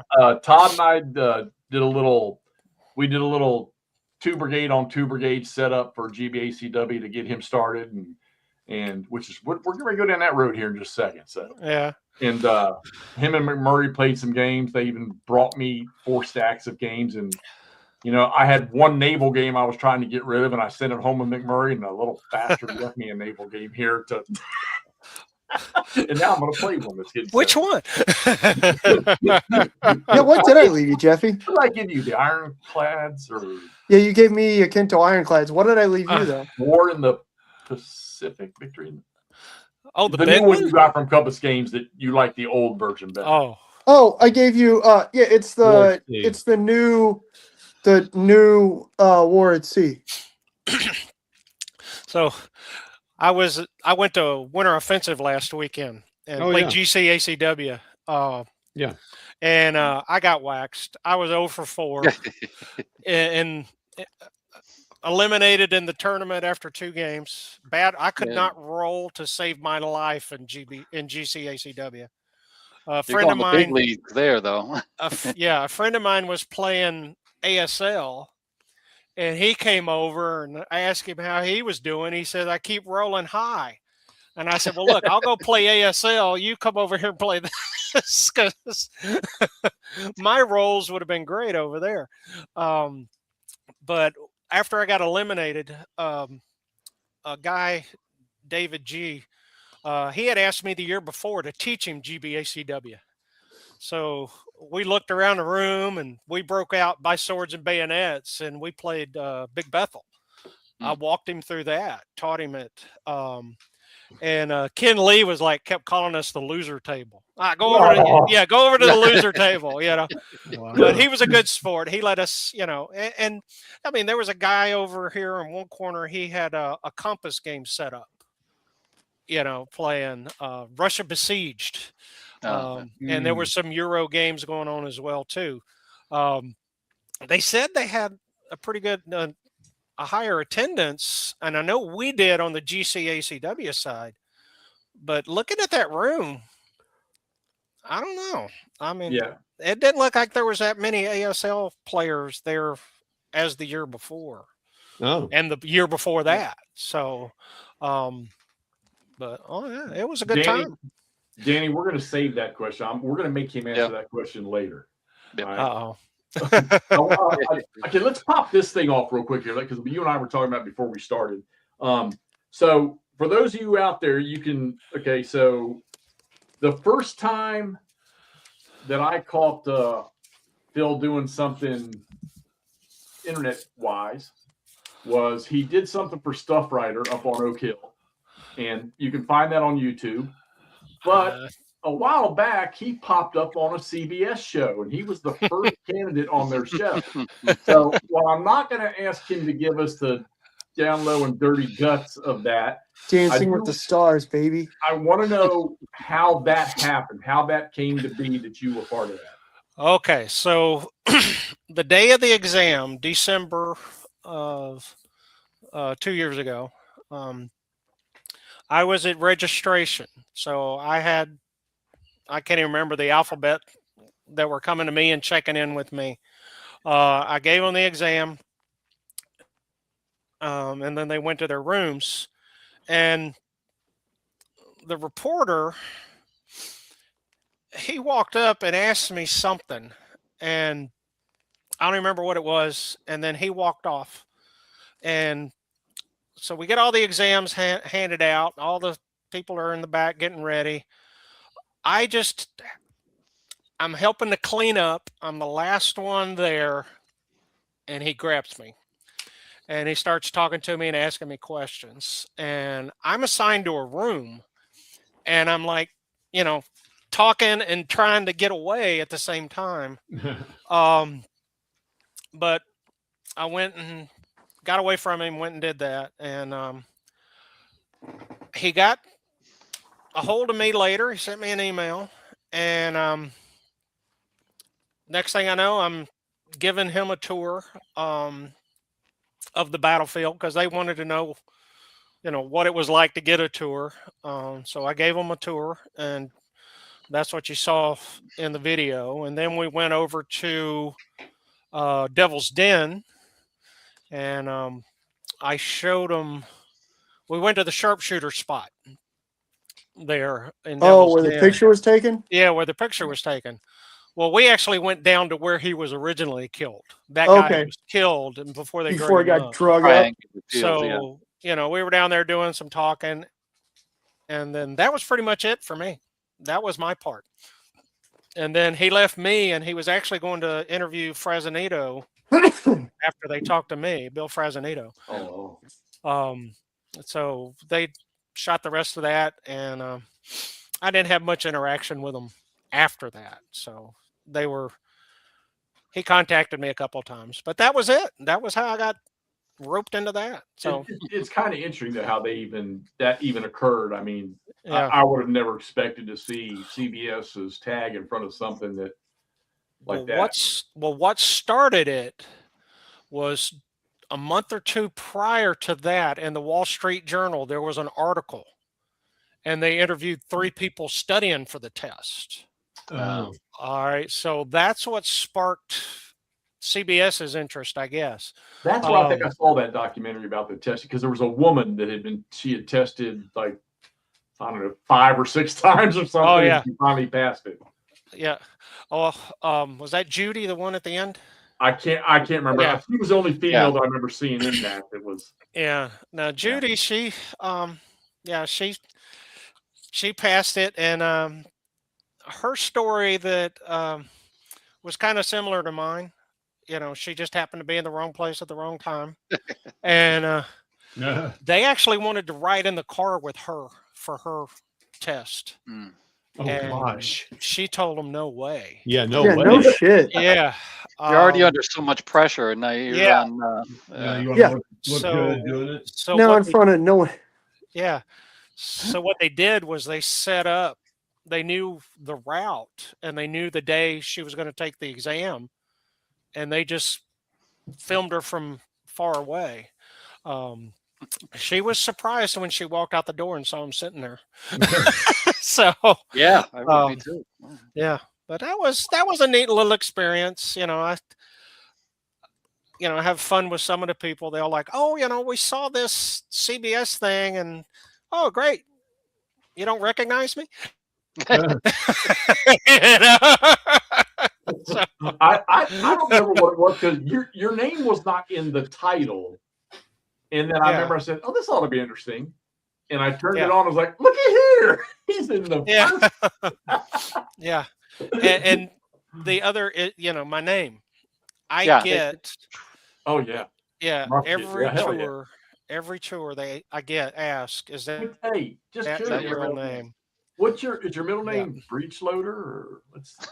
No. Muzzle Actually, loading. Phillips my little middle name. Still Stephen Phillips. loading musket. Yeah. Yeah. Phil rifled musket. Yeah. Outstanding. All right, so Yeah. I want to ask you one more question. Then we're going to talk about what we all love to do. So, Yeah. I have one more before we migrate. go too. ahead. Go ahead. Fire away. No, my point is I was going to kind of wait till the end of the whole thing, because it occurs to me I should have asked this right at the start. If somebody is visiting Gettysburg, right, and they want to get a tour with Phil Musket, is there a way for them to do that, or are you guys just randomly assigned? Well, as I'm looking for the phone number, so you can call. Let me find the phone number here. I may have to go get my. We need to put this in the video description or something, Jeff. Yeah, let me grab my phone real quick. Hold on. In the description when I post. I meant to ask this right at the start, and it completely left my mind when I remembered you talking about Sickles being the greatest officer ever. Yeah, you disappeared when we discussed that while you were away. Yeah. What, when you booted me and you did your little techno magic so I couldn't hear anybody? All right. So they can call the Association Licensed Battlefield Guides. The phone number is 717-337-1709. All right, they can call there, or they can call the Gettysburg Foundation at 1-877-874-2478. Okay. And if I'm busy, there's, like I say, there's 134 other guides that are just as good, or if not better than I am. Thank God. If you're busy, they'll come back a different day. Yeah. Well, I think what would be cool is you're going to get just slightly different perspectives on stuff. Like you said, everyone's got an Yeah. interest and a Yeah. Everybody's got their own specialty. thing. So Yeah. But Phil, can they actually say, "Hey, I want Phil Musket because I saw him on this"? They week"? can, but if if I'm already But if you're booked, busy, if you're Yeah, busy, that's yeah. but 'Cause I they can make the list. because Or you Judy can take the Hexy approach and just bypass all that shit and email him. is just emailing. Yeah. So Judy and I both. Judy was the one at the end of the CBS special. I was at the start. Both of us were getting calls to the or tours through the foundation where people were Mhm. specifically, "Oh, we want that history teacher. Oh, we want Phil." You know. So yeah. So, but Come on, guys. Phil's buying a boat. Book your tour. Richard, I- it's not. It's a maneuver game. Yeah, I suppose you could do that with any of the, if you knew another licensed battlefield guide, you could Yeah. ask their name too. So yeah, it's like anybody. we were talking the Iron Brigade stuff. Yep. Richard Goodcoop. He's a guy that knows it. 11th Corps, Stu Dempsey. Those guys. And Stuart Dempsey. He's our 11th Corps guru, but he also does tours. He gives tours in Europe. Oh, Band of Brothers tours, Ardennes tours, Battle of the Bulge, things like that. That's Nice. wild. Well, as far as So, yeah. YouTube goes, there's only there's maybe 4 or 5 of y'all that I see. Of course, everybody probably knows Matt Atkinson. Yeah. no doubt. And there's Flock. Is his name Flock or? Yeah, I know who you're talking about. Yeah. You see a lot of him. He's not The a guy Gettysburg. that I actually learned that Huger's name was actually Hughie, old scruffy guy I haven't seen him in a long time, but Yeah. I see some of the stuff from him. Those are the ones you see at the talks that they do, Yeah. the winter talk, Yeah. the winter lectures. I haven't watched many of them. I need to watch all the ones they've done this year. So, Yeah. Okay. All right. Away from what you do tour guiding and away from gaming, because we're going to talk about gaming here in a second. You and the missus, okay? Easy. Other hobbies outside of this historical? Oh, okay.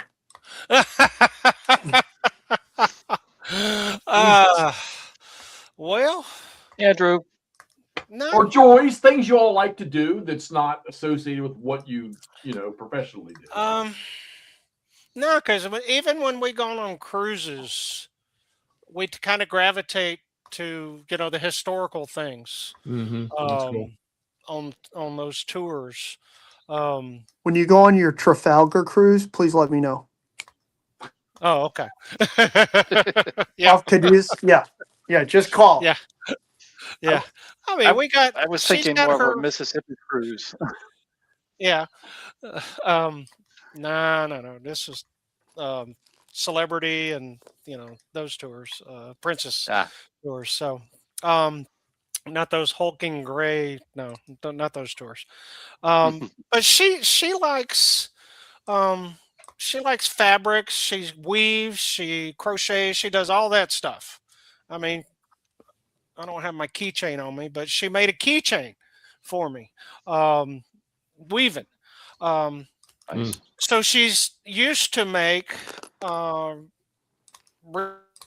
reenactor dresses, Ooh, and wow. she used to make some of the uniforms. So she's told me, some of her stories, how they make the uniforms, and I've told her mine. So we kind of complement each other. So That's when very I'm cool. doing tours and there's women in the car, I can throw some of those stories in. So we're going to Luray next weekend. for Valentine's Day. And I guarantee you, we will be at probably Cross Keys or Port Republic. We'll go to some of those places. That's Yeah, cool. it's 'Cause just she right over enjoys it there. too. Yeah. Yeah. It's right I over still, I still say that's down the valley, not up the valley. Yeah, it's up the Well, yeah. you're just not from Virginia, Jeff. You're just not from Virginia. I still haven't grasped that concept yet, but somebody tells me it's because of the way the river flows or something like that. Yeah. Yeah, Yeah. that's where the river Yeah. flows. Yep. Yep. Jeff's from Best Virginia. Yeah.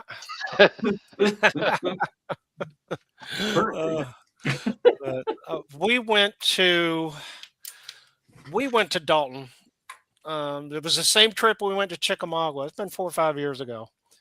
And it was 100 degrees. We did Chickamauga in one day. We planned for 2. We did it in one day. It was so hot.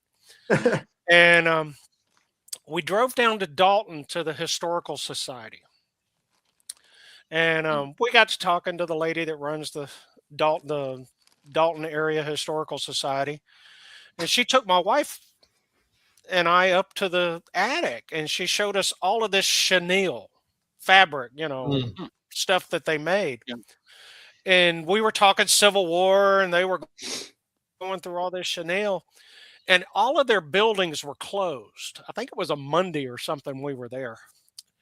And the lady just said, fine. She said, pack all this up. I'm going to go show you all the historical houses here in town. And she took us and opened up every one of their historical places and let us walk through it. Oh, wow. Joe Johnston's headquarters, where Pat Claiborne said, hey, why don't we arm the blacks? Stood in the same room where that happened. Wow. Took us to a couple of other houses around there. It was just an amazing trip. And it all because, Civil War and fabrics. Boom. Next thing I know, I'm standing in the same room Joe Johnston was standing in. Patrick Claiborne, who's one of my heroes of the Civil War. Living the dream. So yeah. Another overlooked general, I think. Yeah. Cool. Oh yeah. Yep. Where he attacked, what was it said? Where he defended, no one took. Where he attacked, they didn't stay, except for one, and he fell there. I was going to say the last one. The one that probably shouldn't have happened. Yeah, that was Shelby Foote's book, where I remember reading that. Yep. How about Appomattox? You ever venture that way? Yeah. Yep. Her and I went down there 2 years ago. And it had changed a lot since the last time I was there. Last time I was there was 1990. When I surrendered. It was 125th anniversary, and I was there at the reenactment, and she said she wanted to go, and I said, I ain't going back there. I've already surrendered. Well, we went back, and I use that now as an example of trying to remember things. So when these guys are writing about the Civil War 10, 20 years later, how accurate can it be? Because here I am 20 years later, 30 years later, I'm standing there in that stretch of the road there at Appomattox Courthouse, and I could not tell her where I was actually standing. I could just say somewhere in here in this area is where I was. I could not.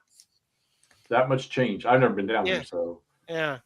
I like to. I've only read, I think, one time. I'm trying to think where I want to say it was in Lee's Lieutenants.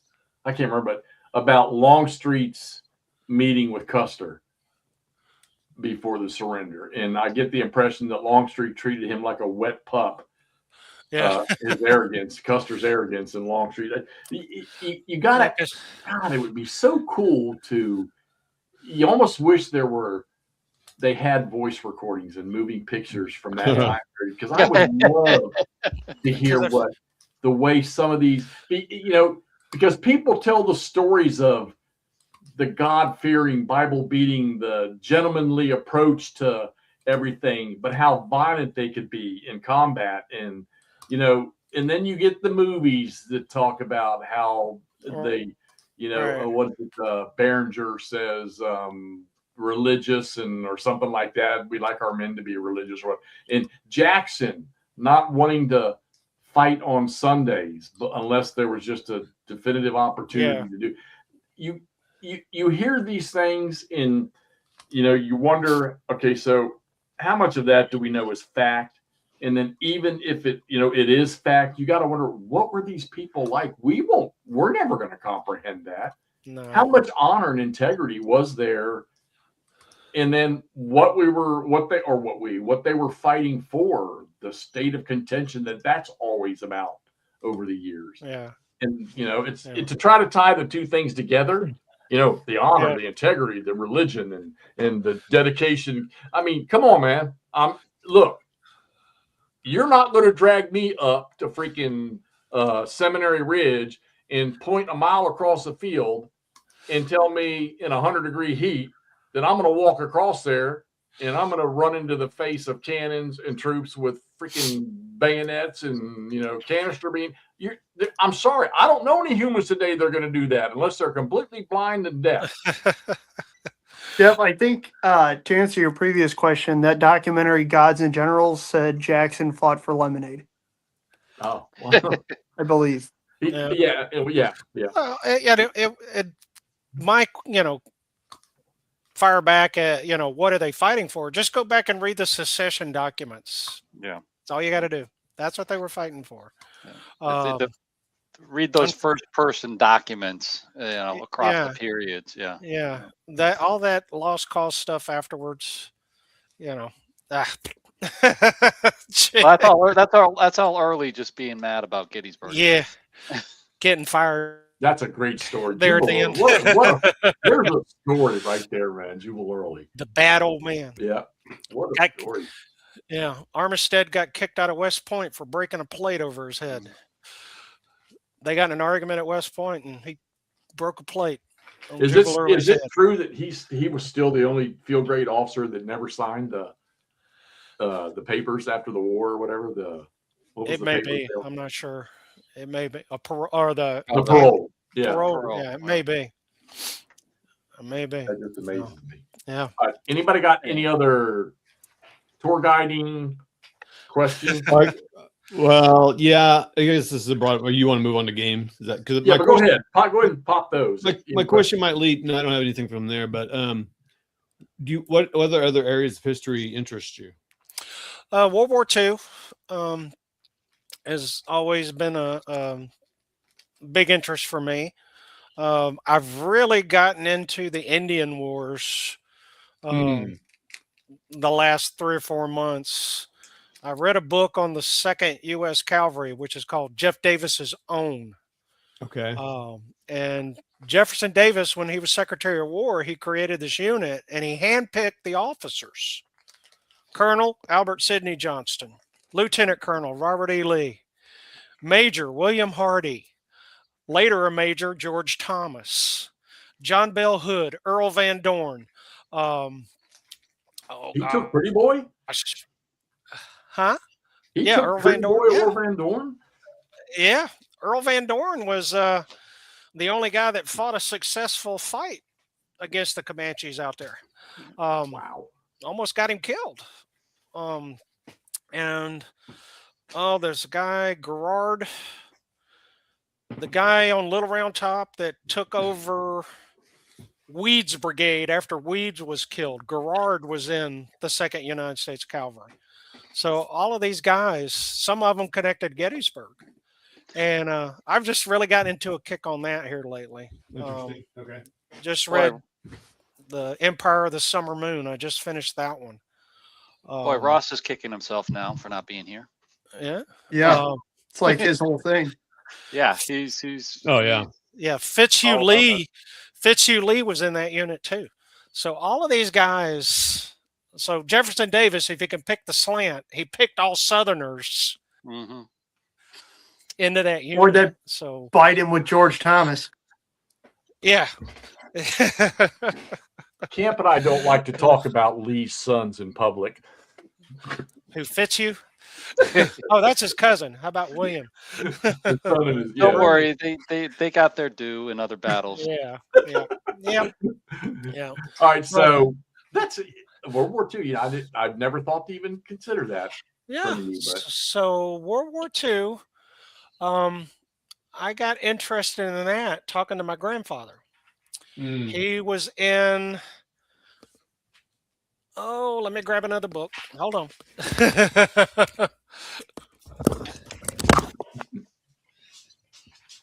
I always wonder Grandfather, what kind of library these guys have. Grandfather, that's generations. All right, I think I hit the button. Can you hear me? Yeah, we hear. Okay. All right. So he was in the 475th Fighter Group. All right. He was in the Clover Squadron. Mm-hmm. There was 3 squadrons. They flew P-38s. He Mm. Hell loaded yeah. machine guns. And he was showing me the pictures. Charles Lindbergh, these guys that toured the Southwest Pacific during the war. Yeah. All of these fighter pilots, aces, Richard Bong, he had pictures of these guys. So that started me down that World War II track. So, So are you telling me that over on your freaking game bookcase somewhere, you're going to have all these DVG airplane games and no, okay, good. We no, were fixing to cut ties if we were going down that road. no. Now I've got some Navy games. Oh. Hell yeah. Let's talk about those for the next 20 minutes. Okay, I'm going to say it because I was telling the guys earlier that Roy Matheson reached out to me today from War Game Diary and asked me if I wanted to review the Battle of the Bismarck Sea, which is coming out, I guess, in their next magazine. I'm like, Yes. I said, Yes, "Roy," I you said, do. What Yes, I said, you all my buddies do. are harassing me to play a naval game. Look I at said, McMurray. let's do it. Yeah, Yes, you do. yeah. He's gonna send me I guess it's just a magazine game. I don't think it's I don't know if it's, I don't know anything about it yet, but he's gonna send me You know Okay. the address. and I'll do it. I promise you guys I will do. So that will knock off one of my 2 oddball tasks for this year coming. The other one will be Flames of War on my living room floor if I ever get around to doing that. So. No, you're still playing Flying Colors too. Well, yeah, and I hope Mark Herman sends Now, me it. I just bought 3 of those games of that series, Flying Colors, and I'm struggling to learn it. I'm struggling. Okay, Yeah. We can figure that out. we can get you back on and do a playthrough. I got a little bit of a refresher today. Uh-oh, you're getting ready to get drug in, Phil. That's how I got well- Camp and Ross. That's how we got them in here. The other thing that I want to learn is ASL. I have got Oh boy. I have got Uh, ASL stuff in shrink wrap. I played Squad Leader in high school. I played the Wow. old Squad Leader in high school. The I classic version. enjoyed Yeah, it. great. Oh, it's great. Which real quick, sorry, I don't we'll just hop right back and we'll go back to ASL. Which 3 Flying Colors did you get? got the Flying Colors original. I got the Southern Moon Okay. Southern Cross. and And then the White Star or White Cross? White Star. Yeah. McMurray. Yeah. What? Isn't that the one I sent home with you? It I is. think it is. Yeah. It is. Dude, that was awesome because that box has almost everything for ironclads, like all the extras and stuff. Yeah. I have told them that if there was a naval game that I would play, Flying Colors, it just looks pretty to me, and Yeah. that would be the one. So Mark Herman said when he gets the new release, he's going to send me his original. Yeah. So Because when I went to Historicon last year, they were playing flying colors with miniatures. Yeah. Miniature Yeah. ships. Yeah. Of course, I was doing the SPI games, so I was busy doing that. Terrible Swift Sword, I was running that. And at Historicon this year in Lancaster, Pennsylvania, July 16th and 20th, Todd, you always doing- told me I should do that. we're doing SPI again. They're doing the SPI because I was talking Oh. with Russ Gifford about that too. I was Yeah. trying to get down to that, but several things came up and I couldn't. Yeah. I couldn't make it. Yeah, that SPI thing was cool. I thought that was really neat they Yeah. did that. We're doing that again, except this year we're not. I'm going to bring Terrible Swift Sword, Mhm. but we're not going to play. We're not scheduled. Gleam Bayonets, the original, is scheduled to be played. Oh, nice. And then I'm going to bring a bunch of the SPI magazine games Okay. and set them up. And, hopefully we'll have a bigger turnout. We had a good turnout last year. Richard Smith was there last year. He walked in. He's such a pleasant guy, and I haven't seen Yeah. him since we were doing the. Yeah. I'll get a comment from him every now and then. You know Yeah. what? You know what? Hey, we're going to put this monkey to bed right now. Okay. What's that? I got a tour guide right here that hopefully he has the knowledge that we're going to impart on you all right now about old Braxton Bragg. All right. Maybe he wasn't the most liked and super sharp general in the West or whatever, but I've heard that he was pretty top notch at the academy. That his Where? knowledge base, that his At the tactics, academy? yeah, Oh, tactics. that he was the top of his class when it came to that stuff, from what I understand. Am I wrong? Or am I? I'm not sure about his West Point standing, but I do know that supposedly he's the only person that ever argued with himself. Mhm. He was appointed the commissary officer or the quartermaster officer, and he was a company commander. And as a company commander, he requisitioned some shoes. As the supply guy, he disapproved it. As the captain of the company, he re-requested with further explanation. As the supply guy, he disapproved it again. And I don't know who the colonel was, but the colonel would say, "My God, Bragg, you're now arguing with yourself." I did not know that. See, I Yeah. love these stories. The guy that wrote Grady McWhitney, I think's his name, who wrote Bragg's biography. It's 2 volumes. He hated Bragg so bad after he finished the first one, he had a graduate student do the second one. Nobody liked Bragg except Jefferson Davis. So There we go. Ross got me covered. yeah. I wish Ross would get home and get on here because he probably got all Yeah. kinds of- Yeah. Yeah, we're in the GCACW game we're playing. There's a role that you can make, and if you can get what is it called? You can brag insubordination or something like that. Oh yeah, insubordination. Yeah. Yeah, Yeah. Then you get a -1. yeah. you can do that. You got a -1 on your roll there too. When they go insubordinate. Yeah, that's hilarious. Yeah. But that's what the Civil War is interesting to study. You just got that kind Yeah. of stuff going I on. played my son and I played Macklemore Cove Cove. last month. Oh, Or not okay. last month, last year. Yeah, my son loves GCACW. Now, the problem is I got him. He's a Normandy guy, Mm. and we played Utah Beach, and now he's all GTS. So he's wanting to get into that. So I'm like, man, that system's hard. I'm trying to learn. Play Day of Days. That's a Day- wonderful Oh, game. there's some new Yeah. SCS stuff. We've been talking about that. There's quite a few lovely games that are fixing to Yeah. come out between MMP and GBACW. Yes. Okay, so let's go down. We're going down. We need to Let's go down get the the game. road. Games. Yeah, I mean it's getting Like, late. we've We gotta been- get games. 2 hours and we've been kicking around. See, I told you this is how this crap goes with us. Yeah. We Yeah. get to rolling on something, and this is how things go. So, and Yeah. and the funny part about it is after this is done in about a week, if people get a chance to look at this, then I'll start getting the questions, and I'll have to scratch my head and think about, oh shit, what did we Yeah. But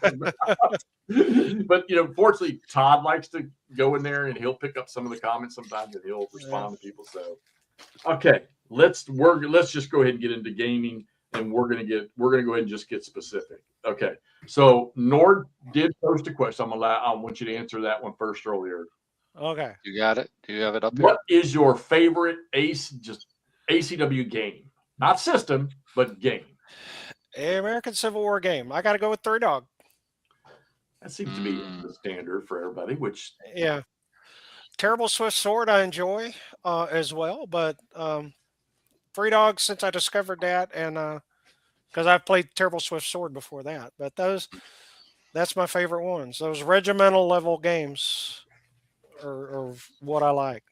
So that a little Yeah. Is that playing the full campaign of Three Dog, or do you like doing the scenarios? Well, the second Three Dog didn't have that many scenarios, so I would just play the campaign game till I got tired of it, and then move on to something else.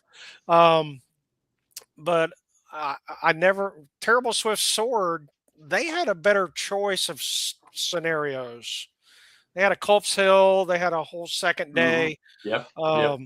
So I played those a lot too. But those two are my top two. I think with that Atlas book, some people are like, ASL, there's third-party publishers.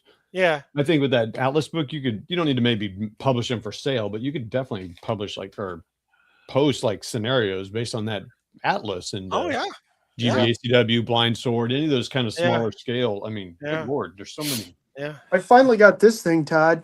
That seems like the same sort of idea, except for this is he's already done the math for you. Huh. Where'd you find that at? Is that miniatures? The one in town? No, this actually, I wound up finding it on Amazon. Brad Butkovich has a ton of books.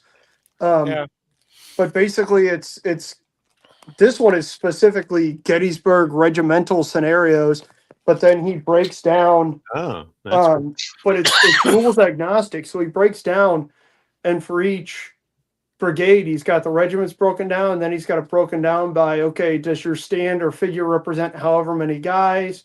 And then he's got how they're armed. And then even the nice thing that you don't see a lot, I'm trying to point to the right column, he's got a status. So for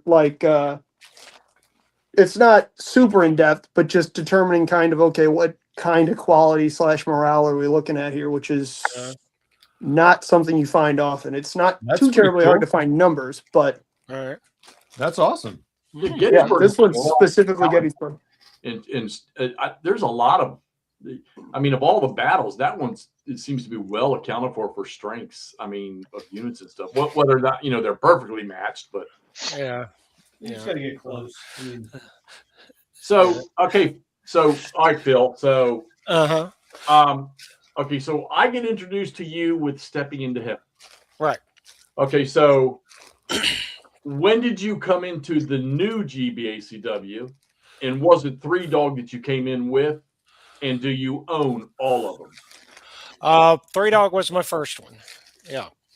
So I got that one and started rolling into the other ones. The last one, the one that took me the longest to get, was River of Death. And that one cost me a pretty good penny. Yeah. That one cost me a pretty good penny. I hope my wife doesn't see this. I've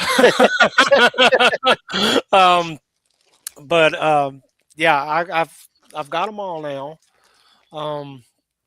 And that was the gateway drug. Now, was I playing it right? Probably not.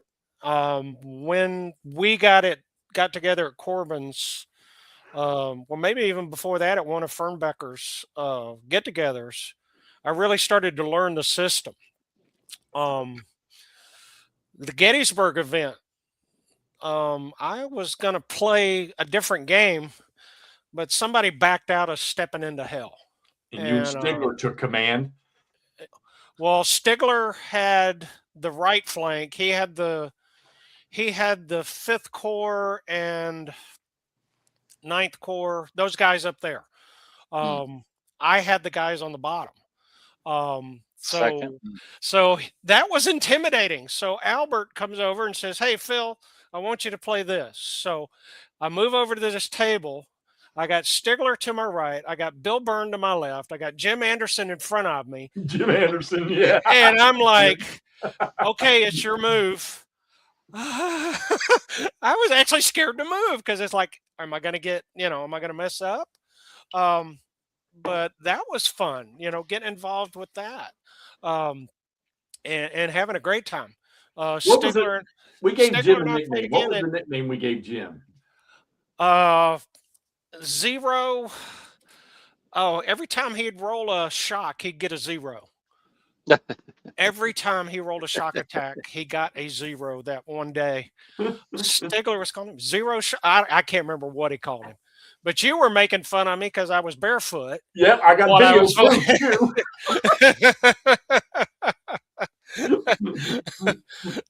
too. Yeah.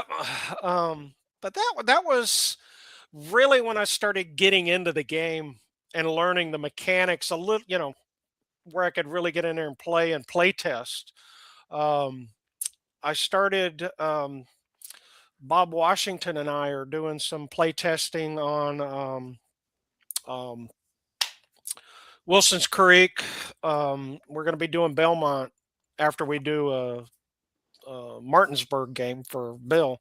Whoa, He, Martinsburg, yeah, Martinsburg is going to be in Gleam of Bayonets too. Yeah. Yep. Yeah. where I live. Oh no, not Martinsburg. I'm sorry. Shepherdstown. Shepherdstown. Still, I mean, Shepherdstown. yeah. I'm sorry, not Yeah. Martinsburg. Shepherdstown. There's a Shepherd, couple of them. Yeah. Oh, so Bob has taught me a lot more playing him, via Vassal with the rules. He's going to be at Harper's Ferry too. He lives outside of St. Louis, just west of St. Louis. So There you go, McMurray. There you go, buddy. yeah, Todd, we have to find Bob. Bob. Yeah. We're just gonna What, start driving west on 70, yelling Bob out the window. Yeah. He'll probably be watching this. Maybe. Bob, reach out. We both live in St. Yeah. Louis. We can Yeah. play games. That'd be Yeah. awesome. Yeah. So it's grown into something I love. I love playing it. I'm not going to make a decision on the simple rules until I actually play it. Because I've spent so much time trying to learn the rules. Right. You Full know, Right. rule. Full Right rule. up here, we have like the number 2 naysayer of the simple rules, yeah. who Okay. now is just ah, Yeah. in awe. Yeah. But see, I like GC ACW too. I've been playing that since 2003 was my first WBC I went to, and I played it there. And I love those games too. Very good system. I love those, except for when my dices go bad. God, I was. That's every system. That's not just, Yeah. Oh my gosh. I mean, in the first round in the tournament, Amen, David. the guy rolled a 6. He walked right into Spotsylvania. You know, I rolled crappy on my march. He was able to walk right into Spotsylvania, and he won the game. Now, Alan's getting ready to wander into Vicksburg here. yeah. Sorry, Richmond. Now he came up. He ended up being in the finals and lost. So I lost to the guy who lost in the finals. So, but yeah, I was just horrible rolls. And you're playing Thunder on the Mississippi. No, Ross is playing Thunder on the Mississippi. Oh, Yeah. okay, yeah. Yeah, Ross is. Let me tell you something. Him and Camp and Todd, these guys will deep dive the stuff. Yeah. And I'm not necessarily the deep dive. I don't know. I'm always. I guess I'm like a kind of a game battlefield news reporter. That's how. Yeah. I approach when I shoot. And it works. It works for me. And enough people like the stuff. So, but I mean, I'm not. My knowledge base is not as deep as these guys are when it comes to this stuff. But I think I'm okay. I'm not too shabby with what I know about. I don't know. I think maybe my experience is going to be coming from being Army and combat and stuff like Yeah. that. I mean, who actually of any of us could associate what it was really like, Oh. other than what we read or Right. the knowledge we get from people. Impossible. Yeah. But I mean, we with Ross and Alan coming into this group, this really has just been a great effect for us because we've got a taste of everything with McMurray and miniatures and Todd dabbles in miniatures to Alan and Ross and their depth of knowledge on the stuff and what they like to do. And we all like to, the 3 of us like to play the super detailed stuff. Yeah. All right. And Andrew with his knowledge with the tabletop miniatures and stuff, and he likes to play a lot of the fast hitting hex counter stuff and every stuff. And he again when we're chit chatting in Facebook at night, and 2 hours later when we're done chit chatting, he's played the game from start to finish. Or we'll wake up in the morning, we'll have a battle report from him. He's aggressive. He gets Right. after things when he's playing the game. I mean, I guess Yeah, that's when I was on nights, that was dangerous, man. There was Yeah. that like 2-week stretch where I played 12 games or something. Woof. Man. Well, it's because I kept my sleep schedule. So the world goes to sleep, and I got another 6, 7, 8 hours to just. Yeah. What am I going to do? So Yeah. The games, GBACW, okay. Obviously, I got to assume that's your favorite system, no doubt in my mind. Yeah. From what Oh, I've yeah. seen of it, and you've never strayed from that system, from what I gather. GCCW, that's cool. So we don't have Three Dog. Three Dog was never made. All right, it was Yeah. never made. No volumes, no, were never made. What follows up Three Dog for you in that system? In that system, Death Valley. Oh yeah, you can't go wrong with Death Valley. Yeah. Could have called it. There Everybody is- wants Death Valley. There is so much in that game to do. There's just so many different battles. there's 2 And then with the campaigns. Yeah. and then with the expansion, there's so much more. It's I love the third Winchester game. Oh, that's a scenario. great one. I've played that's that one a great. couple of times solo. Yeah. It's definitely. Okay, so collecting OCS and buying the Goss games, and the non-ACW super tactical line of battle system. Okay, Yeah. A lot of people, if they don't have Death Valley, or every time we have a show, I preach, get over and pre-order your Three Dog. Even if you're not so much sold on the system, the price for the game, on the P5 is you're not gonna, nobody's gonna match that. I don't know of any other game systems where people get, and I don't know how that works, because I'm assuming that Dick doesn't set that price. That's Gene Billingsley. Yeah. They're the ones set that, and how and the magical number 63 for 1863. You couldn't have done that any better. Right. And it was $20-some for the Death Valley expansion, and that added what, 5 or 6 more scenarios that you can't beat that stuff. What they're doing with this system, they're making it available. Yeah. And here comes the big one. All right. Simple rules. Okay. Yeah. And Andrew was just making the point. This guy's never going to play that, and I did. I swore up and down, I don't want any. He was pissed, and I told Dick that him and Stig were. Don't do it to this system. Well, guess what? Yeah. I've been playing it. Yeah. And I haven't. We've had a couple shows. We had Nathan on talking about. We did a live show a couple weeks ago. We all got back on. The 5 of us got on, and I'm going to tell you, this is why I think this system's magical. And McMurray's the perfect sample for this. I was about to drop a bomb on you in a minute here, Jeffy. With Basil, he got right on, and not even having any knowledge of the system, was right into movement and fire combat, right, without hesitation. Phil, the game you're play testing is going to be the first GBACW game I ever spend money on. Which one? Gleam Trans Mississippi. Yeah. Yep. That's because he wants that Belmont, Wilson's Creek. You're saying all the right words, buddy. Yeah. P Ridge. Oh. Imagine. They've upped the number of battles in that. We were talking about that the other night. Prairie Grove. Prairie Grove's the one I'm thinking of. Yeah. Wow. Yeah. Bob's been doing a lot of work with that one. So, yeah. But allegedly, they're all coming out with GBACW for Simpleton. So. Yeah. Yep. I don't know when. No. Those Ozark games are coming on those scenarios. That's probably another 2 or 3 years down the road. Oh, I'm sure. Yeah. We still got. Yeah. I mean, we still got Step Into the Hell. It's on pre-order. Gleam. Gleam of Bayonets. I mean, seems like it's pretty close. Yeah, I'm excited about that one. So Bill said there was an issue with the big game that he thinks he's got a fix for it, though. So there's the Vicksburg campaign. Vicksburg game. Yeah, I saw the Champion Hill game at Fredericksburg last year. Yep. And then at Winter Offensive, I saw Line of Battles Champion Hill's game. we were the other night when we were playing. After we got done, Todd and Ross had come in as we were getting done, and we stayed on another 2 hours. And we were talking about that. And somebody in the chat, JPJ Games, he says the new rule version is 3.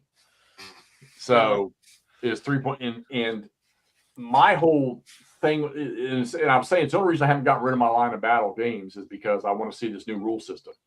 And I do have the Wilderness one from them on pre-order, just like I have our Stepping into Hell. Because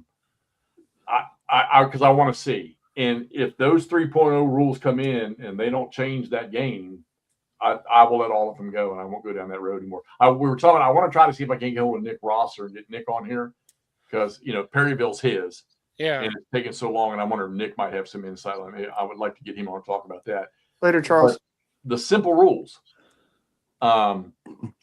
So, and you made the comment a minute ago. I'll set up the campaign of 3-dog, and I'll just play till I get tired of it. And now that I've spent the last Alan, we've been, I guess, about 3 weeks now. For almost getting close to a month. Yeah, you've been playing it for a couple of weeks now, straight out. So I've been messing around with Vassal with the Gettysburg, the 3-dog campaign, just having the rules. I didn't have any, Nathan finally sent me the master reinforcement schedule for the simple rules for Gettysburg. And I've started messing around with that. And one of the arguments I've always had with playing 3-dog is that in the full rule set, and it's not a knock. This is not a knock at all. Right. I can never make any ground with freaking Heath on the first day until Rhodes shows up, or maybe even sometimes not until Pender gets on the battlefield.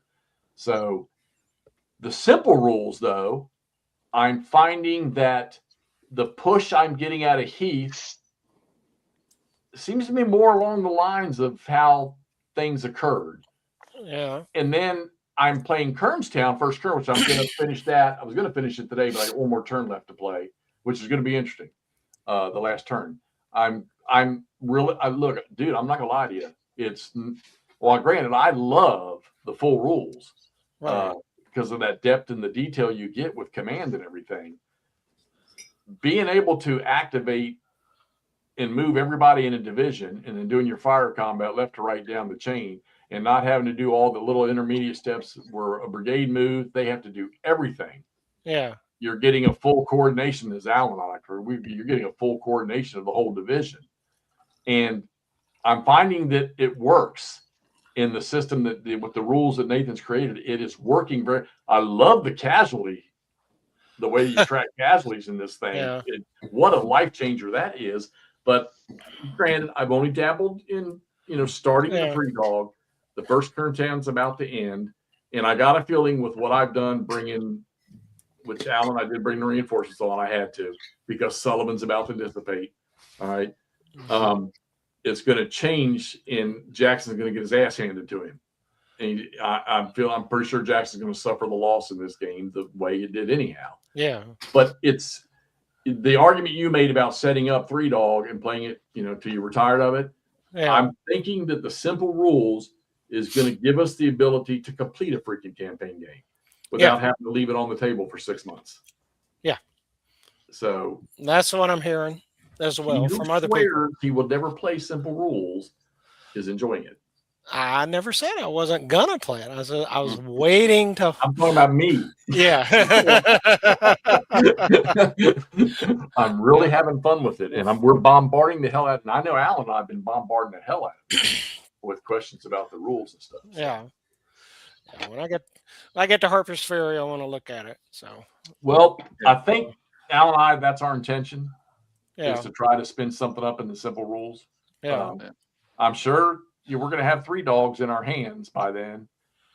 Oh yeah, Dick's already got his copy. Yeah. Yep. Son of a Did you bitch. see the picture of that box? Jesus. I know. I know. Yeah. That shoebox, man. 6 weeks, Yeah. folks. 6 And, weeks from the 11th. yeah. And his I thing need another was case. when I denied that system, and he knew it. I told his idea was to bring people in. I get it, and I really think that this simple rule system can do it. And Yeah. here's the best part about it, because we try to associate it with the great battles of history. The simple rules and the full rules, you can't go from one to the other. They're two different systems. Right. This one here, I think there is a transition point. I really do, Yeah. because the activation, the movement, while granted you're going to move all 4 of your brigades in a division in one burst, it's still an activation and a movement of a brigade. Right. So to transition to this one, so I Dick's right, and I'm still burning to want to make the comment that Nathan gave us that I can't about Achilles ain't nobody. But I do. I honestly think we've got something. And granted, I know it needs more play, and maybe by June we'll have more of that. You know, we're going to start messing around with it here. Yeah. I do. I think somebody's hit a simple rule set that will work and bring people in to the system. So, Yeah. and I hope you do get it, and I know you will get you'll mess with it. Oh yeah. And I hope more of the big dogs out there that you know who I really want to see do it and like it. Is Stigler. Yeah, I think yeah. I really would like to see that. I haven't seen Stigler. He hasn't been around much on the. I see him on Ardwell show, and that's about the only place I see him.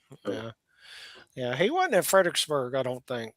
So I don't think he came over. Hopefully he'll come to Harper's Ferry. Yeah. Because I know Sharpsburg, he said it was his favorite battlefield. So yeah, hoping maybe that'll. Well, he's heard the comment about the Gettysburg thing in October, and he wants to. I know he'd love to be out. Well, I think Stig would. I think he was out of a job. I don't know if he's got back into something. So. Oh, okay. So it's been a while if he hasn't. Oh. But I hope he finds something if he hasn't. Yeah. I didn't know that. Because he's still, he's still a great asset to the system. Oh yeah.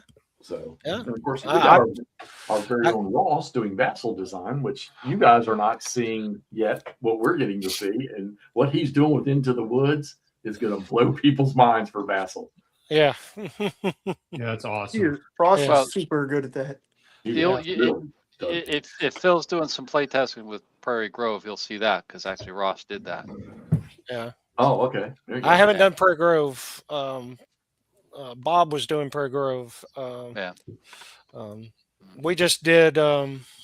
We did Wilson's Creek, which turned out the way it did originally, and then we did Ray scenario. He's got another one where Seagull and Lion all come in the same way. Like down the wire road? Right down the road, yeah.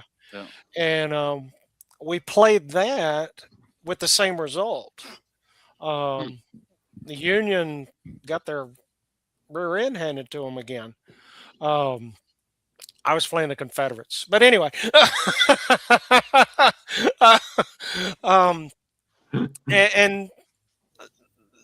And our assessment of playing that game, there needs to be a change in the victory conditions, and because it's the two games we played, we got almost the same result. Even when Seagull came in at the bottom and Lion came in at the top, we got the same result. Same as coming in from together on the east side on the wire road there. Same result. So we'll see, but I've enjoyed it. I'm looking forward to Belmont playing that one because it's got boats in it, Hexy.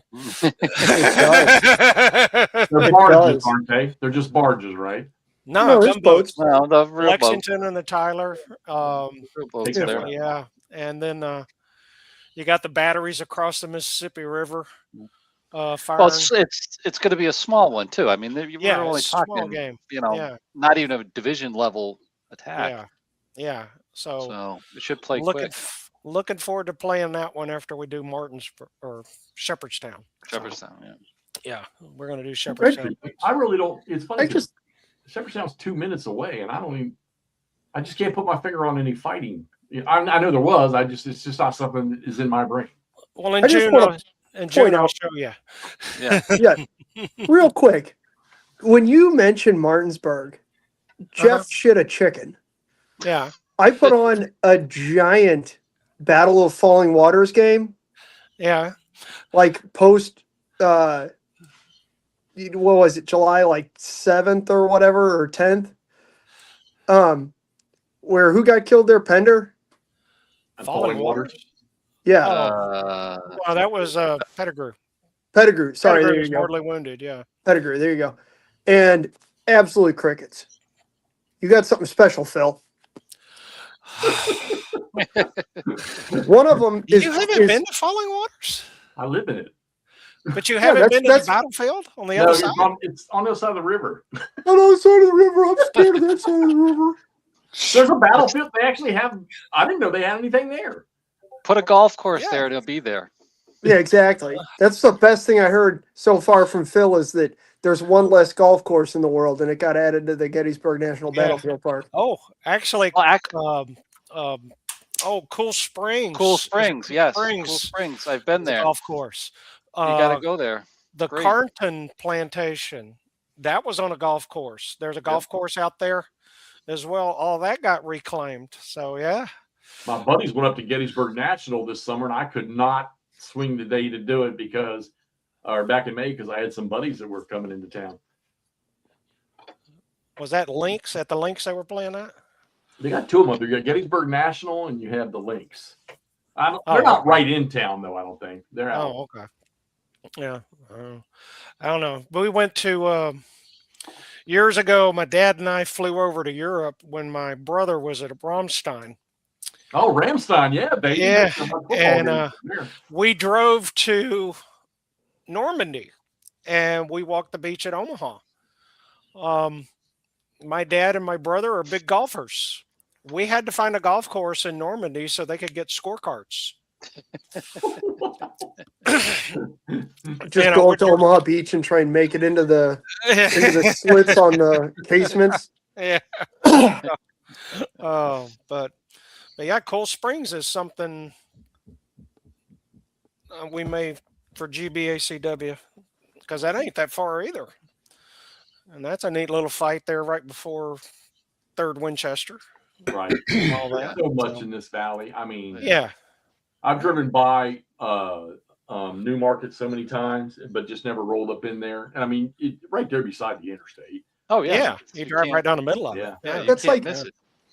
Todd, I got reminded of this today. Just weird stuff that you don't get to see as much in the Midwest, but you do randomly across the eastern U.S. On our drive to Gettysburg, Todd and I passed not just like a sign for, we passed the entrance to Fort Necessity. Mm-hmm. Oh, yeah. Yeah. Just And super Pennsylvania. cool. That somebody was talking about driving around DC, and it was like, oh, well, I'm at this gas station. I can see the battlefield. That's cool. It's not necessarily a thing out here as much, but that's awesome. Just Yeah. And I remember begging Todd to stop, and then I remember that I was pooping every hour, and we had to get all the way to all the way to Falling Waters. Mm. And it was heaven once you got here, right? It was fantastic. Yeah. But I understand Todd's apprehension to make a 2 or 3 hour detour. It's been a long day. Danny, Yeah. I'll let you guess which theater interests me the most. So, okay, so we've got the simple rules now. Al and I have come across Mark Herman's game, and we've been having a blast playing that. We're going to finish that up Thursday night. We got 2 more turns to play in that. We're playing Wilson's Creek and Blind Swords. Okay. We've got about, Al, maybe 4 or 6 more turns, I think, in that. Something like And that. You has got to been a run back away. and forth slugfest, and That's that's a cool game. So, Yeah. and we talk about it all the time. There are so many. I mean, the GBACW hit list for the next couple of years is just amazing Yeah. for what they're doing, and Mhm. that's going to be. I'm going to need more room on that shelf. Out there. Yeah. That's my out in the hall. You can't really see, but that's my GBACW shelf. But there's so much, but you can't. And then now you're gonna present 2 options to play it. I mean, I honestly think the world's going to turn for that game. I think a lot more people, if they don't pass on the 3 days of Gettysburg, get the simple rules are already on the GMT site now. You can download them Right. and take a look. It's so easy to read.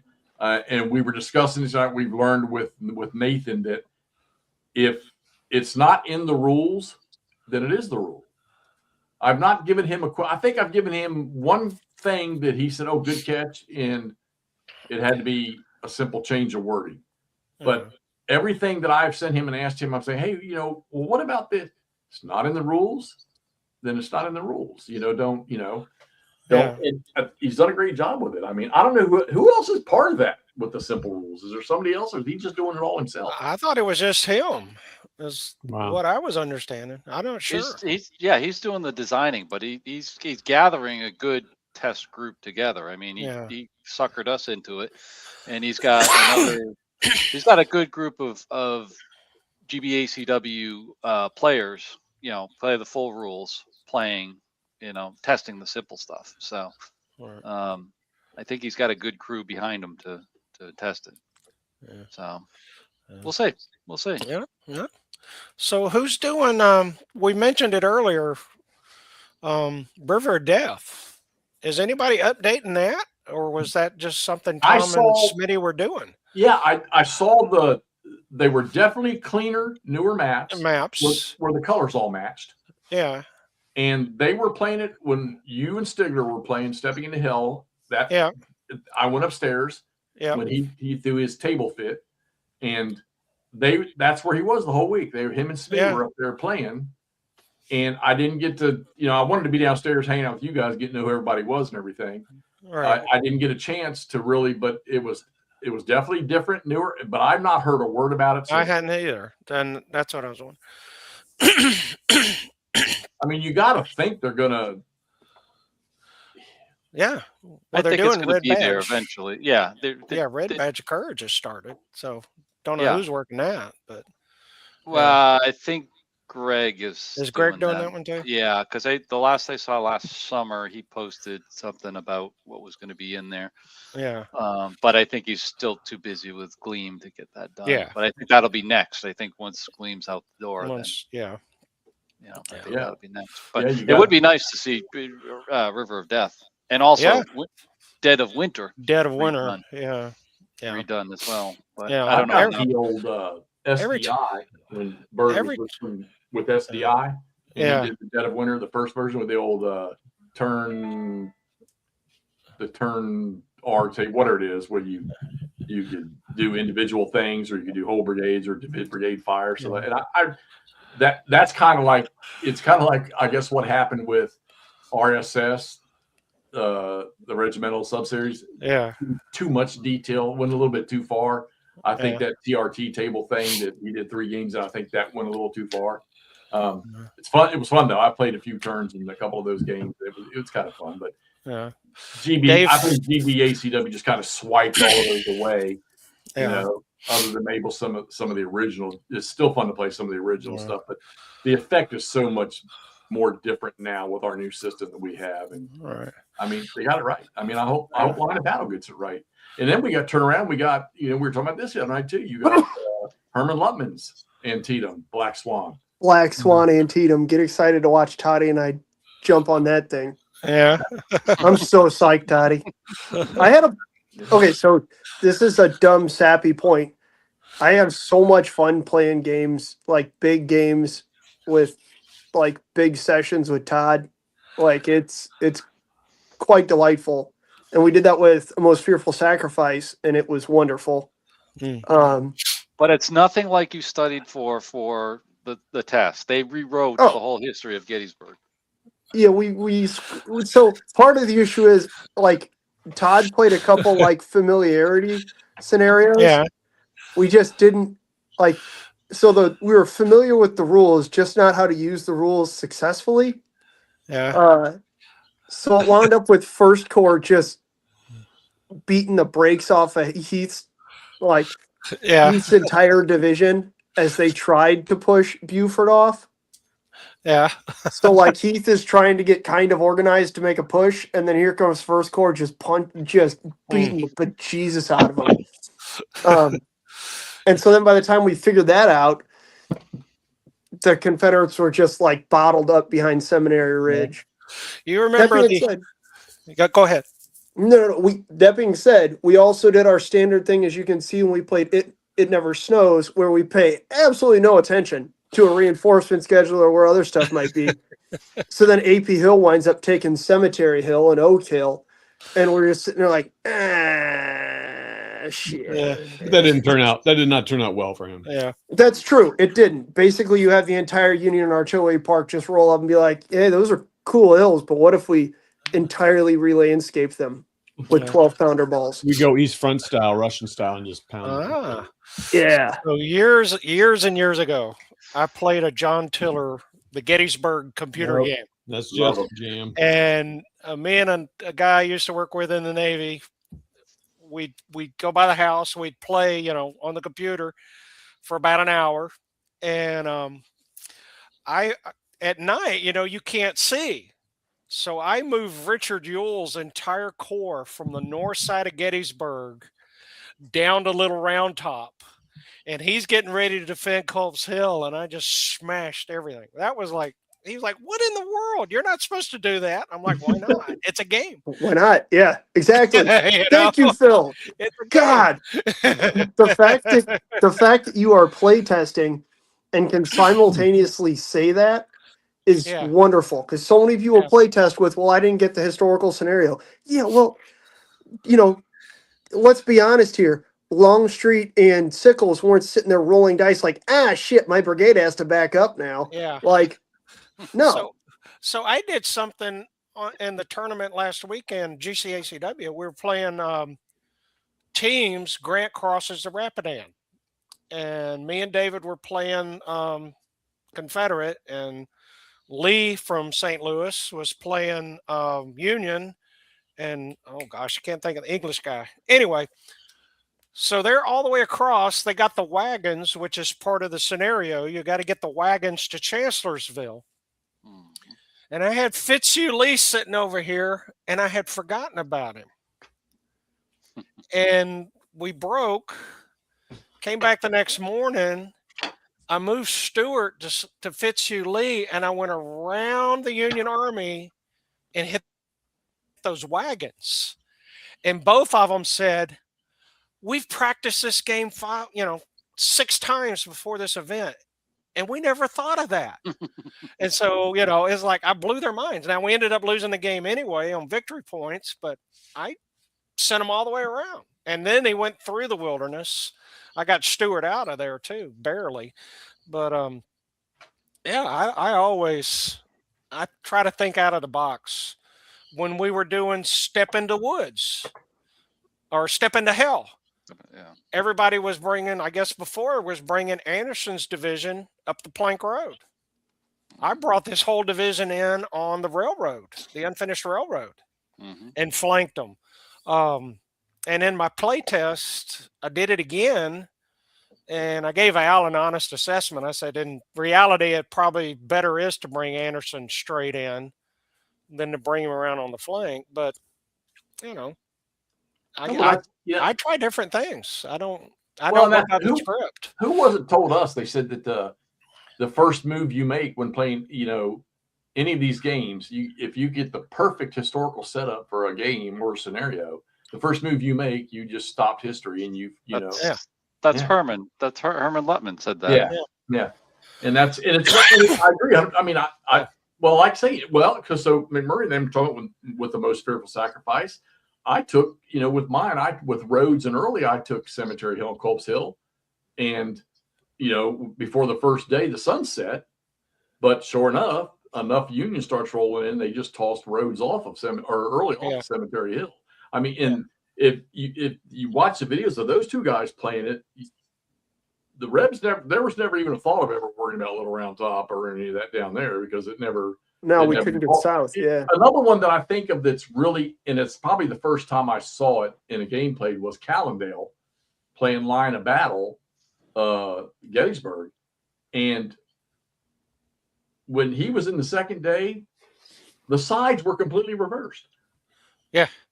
And I'm like, how in the hell did that happen? And think about it. I mean, the potential's there in any game. I mean, and I guess that's what's so fun about it. You know, I've always said, give me the historical setup, give me the rules, give me the victory conditions, and leave me alone.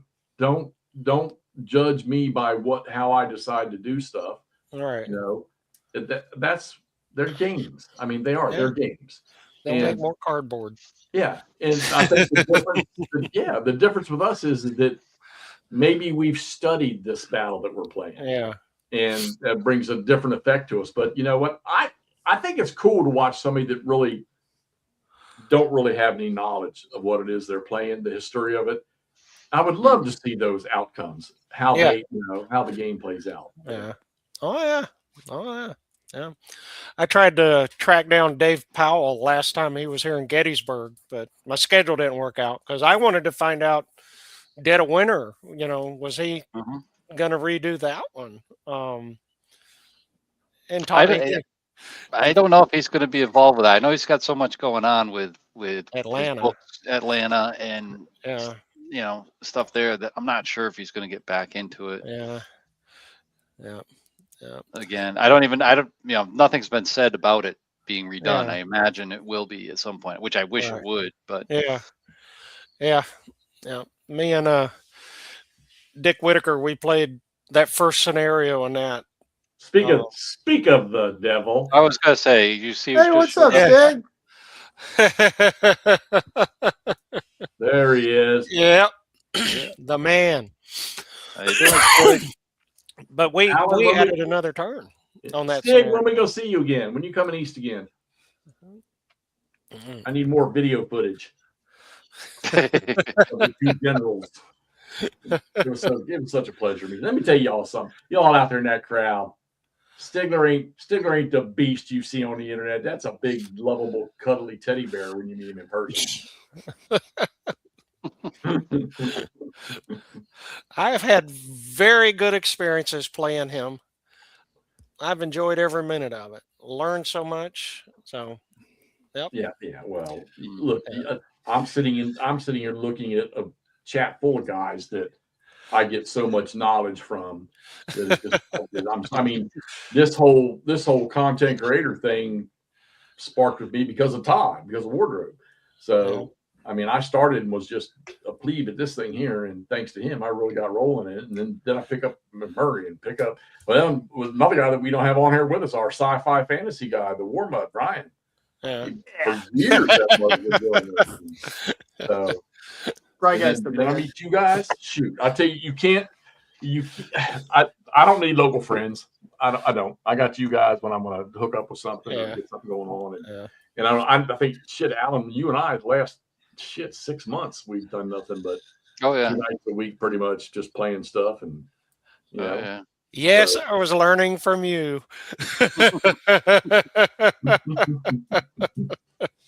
Well, guys, we've been, I tell you how this shit goes. More than 2.5 hours we've been Yeah. going at it. Yeah. I Yeah. guarantee you we could just keep right on doing it. But Yeah. I think we're going to kill this thing. Phil, dude, Yeah. we're going to drag you on here again, I think, Yeah. sometime after June, after you Okay. get there in June. Yeah. And, Yeah. we need to Anytime. figure out, too, how to maybe get some play time. I didn't Yeah. realize you did Vassal, but now that I know, Yeah. Yeah. we need to get Yeah. something going on. We got 2 or 3 people that we want to get on Vassal and play some stuff with, and Yeah. we're all doing Well- stuff. We got McMurray doing it now, so Yeah. Well, there's that game store in the mall in Hagerstown. That's almost halfway between us too. So yeah, I went in there once, and Yeah. Alan and I tried to go in there after having Oh, was dinner that with Red Robin when he came down, Yeah. and yeah. they were closed at 8 o'clock at night on a weekend. What? The whole mall It's in was a shut mall. The whole what? Oh, I didn't know that. down. Yeah, Oh, but Jeff. I told them when they first opened, I went in there and they had a copy. And matter of fact, it was the block World War II East Front game. Todd, you had the whole collection, and they had it in shrink wrap. Didn't know what it was, and I bought it for like $25, and the thing's worth a fortune, So, yeah. but they told me that was really the only. They had like 2 war games, and they said that they were just getting started. And they were going to start having all the GMT stuff and all that. So I waited about 6 months. I went back in there. They didn't have any of that stuff. It was all Magic the Yeah. Gathering and all And that. Euro. Hey, they Yeah. got to keep the doors open, man. Yeah. I mean, I that know. takes the money. That Exactly takes right. the money. Yeah. So, but I'm wondering, how successful if that shutting down at that time on a weekend Yeah. is. If that's a staple now for them, how successful can they even be? Because they do have quite the gaming room in the back. So Yeah. Yeah. Yeah, they That's do. what I say. Jeff, you have the greatest local gaming store here it comes. I've ever seen. And we're in there the first time because we went in there like 3 times over the course of I 4 was days. trying to find that store and I couldn't find it. Dude, Phil, you got to go in there. It's incredible. and granted, and a lot of that is because is from the miniature side. They do have some Yeah. war games, but like, so we're in there and Jeff saw him and I don't know if this is really what I'm looking for. And we walk back in the back. And what's the first game we see? Lee versus Grant, and it's like it's right here, Jeff. Do it. Do it. Yeah. Yeah, that's I got awesome. that one on my shelf. Yeah, That's Yeah. a great game. Yeah. Yeah. Oh, yeah. I didn't realize it till these guys told me, because Yeah. I don't know much about, I remember what's the big ones of strategy and tech? I don't know, complete strategist. yeah, we had the one when I was a kid in Falls Church. I didn't know any better then, but so I really didn't know what game stores were like until these two guys showed up and went in there and I got a Yeah. comparison because they live out in miniature market world. So Yeah. There's another place up here. If you guys ever come north and east into New England, I'll take you to one down in Groton, Connecticut. It's in the Oh. basement. It's got everything. Todd, we're going. They've got Sounds good. everything. Yeah, it's called the Yeah. Citadel. So there you go. That's Yeah. the Oh, name that's of a it. good name. Yeah. We also Been need in to go to business for years. the place next to Jeff has another location. We got to go there too, Oh, okay. because I that's gotta not. find- I was looking for it, and I must have missed the turn because they were doing construction there. as they always are. Yeah, they're on 11. It's So- right on 11 too. You can see it's Yeah. like 100 And yards off I'm- of 11. Yeah, my wife and I were down there. We did some of the C&O Canal. We walked some of that, and I said, "Well, no, I was going to the VA. That's why I was down there. I was going to Oh the VA." yeah, yeah. Well, Yeah. if if there's any time when you're here in June, Yeah, we'll holler, we'll pop up there and let's see. But Andrew's right. It's mostly miniatures and yeah. they do. They just Worthington stopped by there a couple months ago and started. They dropped off their Antietam Brigade game. Okay. It's still so nobody's bought it because I don't think anybody knows what it is. But they get all the GMT products, Yeah. and they've been getting some block games, some Columbia block games in there recently. Yeah. Maybe they might have a few odds and end games in there somewhere, but it's definitely mostly Flames of War, Bolt Action, Magic. Okay. But there's what's the big card, I guess Magic and so much like yeah, they can tell you better than I can. random small stuff that you read about on the internet, but you never really see. And then you walk in and there's the rule book, and it's one of those. This is wild. This is awesome. Alright. Um, I'll be making another trip down there sooner. I got to go down and do some scouting for the Harper's Ferry walks for GBACW. What, up one hill and down the other? Yep. No. Going out to some of the farms. No. Oh. I don't go to the tourist stops. I go other places on the battlefield, and because everybody goes to the tourist stops. Let's go somewhere where you ain't seen. Like, Oh, you step out my front door of the apartment here, and there's probably 50 Civil War skirmish markers within 10 Well, minutes of here. well, here's the big surprise. I'm hoping this works out. I'm hoping to get us on Nicodemus Hill. Ooh, I'm trying to get us Actually up on there. the hill. ooh. Actually, on the hill. I got some friends of mine reaching out to the property owner. Look at Stigler's comment. Yeah, Stig, that's a good point. So you're going to have to walk up that hill. So You're a tour guide. Give me a golf cart. That's not a big deal. That's not a hill. That's a bump.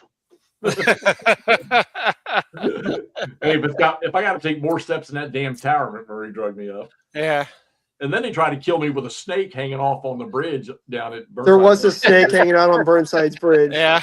That was awesome. Just a big black rat snake hanging out in the sun. Hey, I'm gonna tell you how bad it is. We walked down to Burnside's bridge, and they've got the little road going out to the entry road over there. And I said, "Y'all pick me up down here." And a tour bus pulled up with a bunch of older people in it that got out. And one guy walked by me, looked at me. I said, "I'm waiting on an Uber." Oh gosh.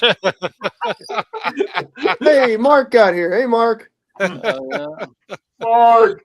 Well, we're going to do some walking when we get get there. So Well, the Winchester For thing, those- I think I need to know ahead of time what specific days, because I'm obviously I'm not going to take a whole week off and be down there the whole week because I live right here. okay, I'll probably come down in the evenings, so but I think the Winchester day I want to take off.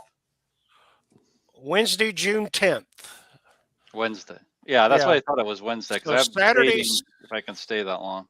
Saturday, Sunday, which is the 6th and the 7th, that's Sharpsburg. Yeah. The 8th is the Gaps. The 9th is Harper's Ferry. The 10th is Third Winchester. So I definitely do the Antietam weekend stuff. I don't. That's June. I'm not in any golf tournaments in June, so I Yeah, know. but that's the plan right now. Okay. For the Good to know. tours. So I'd like to go to all of them. Yeah. Yeah. And Alex, I can't think of his last name right now. Oh, yeah, I know what you're talking about. Alex is going to be doing the Confederate side. I'm going to be doing the Union side. Alex Barney. Barney, Barney. yeah. Yeah. I met. He was there at the. No, I met him at the. Wait a minute. Did I meet him at the Labatai? I don't I met him, Alex. I've met Alex. I don't know whether I met him. Was he there when we were there at Gettysburg? No, he was he the one that showed up at Dalton and then had to leave with the emergency? So I don't know. I don't know. I don't think I've ever met. I probably have. I met Alex at the Labatai, I think, but I don't know if Yeah. that was him or not. Yeah. But I mean, I know the name from this system, so. And hey, Yeah, he's the one who's doing Vicksburg. I'm hoping Mark comes to Gettysburg in October. Mark Herman. So Yeah. he's. Well, we're gonna have to get a little red wagon for Hexy so we can get him up and down the hills. No, he's gonna start practicing walking now. Here's what I'm nervous about, Phil, that more people than I expect are going to show up there. I figure we'll probably just meet at the visitor center, and there's going to be a convoy of people. Well, I'm afraid of because I got a 2-seater pickup truck, man. I don't. Just open the back window and give Phil a bullhorn. Yeah. Exactly. No. I don't do that. See, Mark says still possible. Yeah. All right. See, thank you, Stig. Exactly. No, don't highlight that comment. Highlight Stigler's comment. There you go. No cart, Jeff. You're walking, buddy. It's good for Yeah. you. Hey, if I can afford one of these battery charged little buggies, I'm in business. I'll walk the golf course this year. Oh. Jeffy's about to start rolling around on a Segway. Hey, do they still do the Segway tours up there? No, the guy Yeah. sold the company, retired. The guy that bought it tried to reopen it, but he was working out of the square area, and it just didn't work. That's a busy little Yeah, circle. So yeah. So I heard that some of the airports, since they don't make Segways anymore, they were trying to buy up Yeah. what he had for replacements for when they break. Yeah. really. I didn't know they stopped making them, but yeah.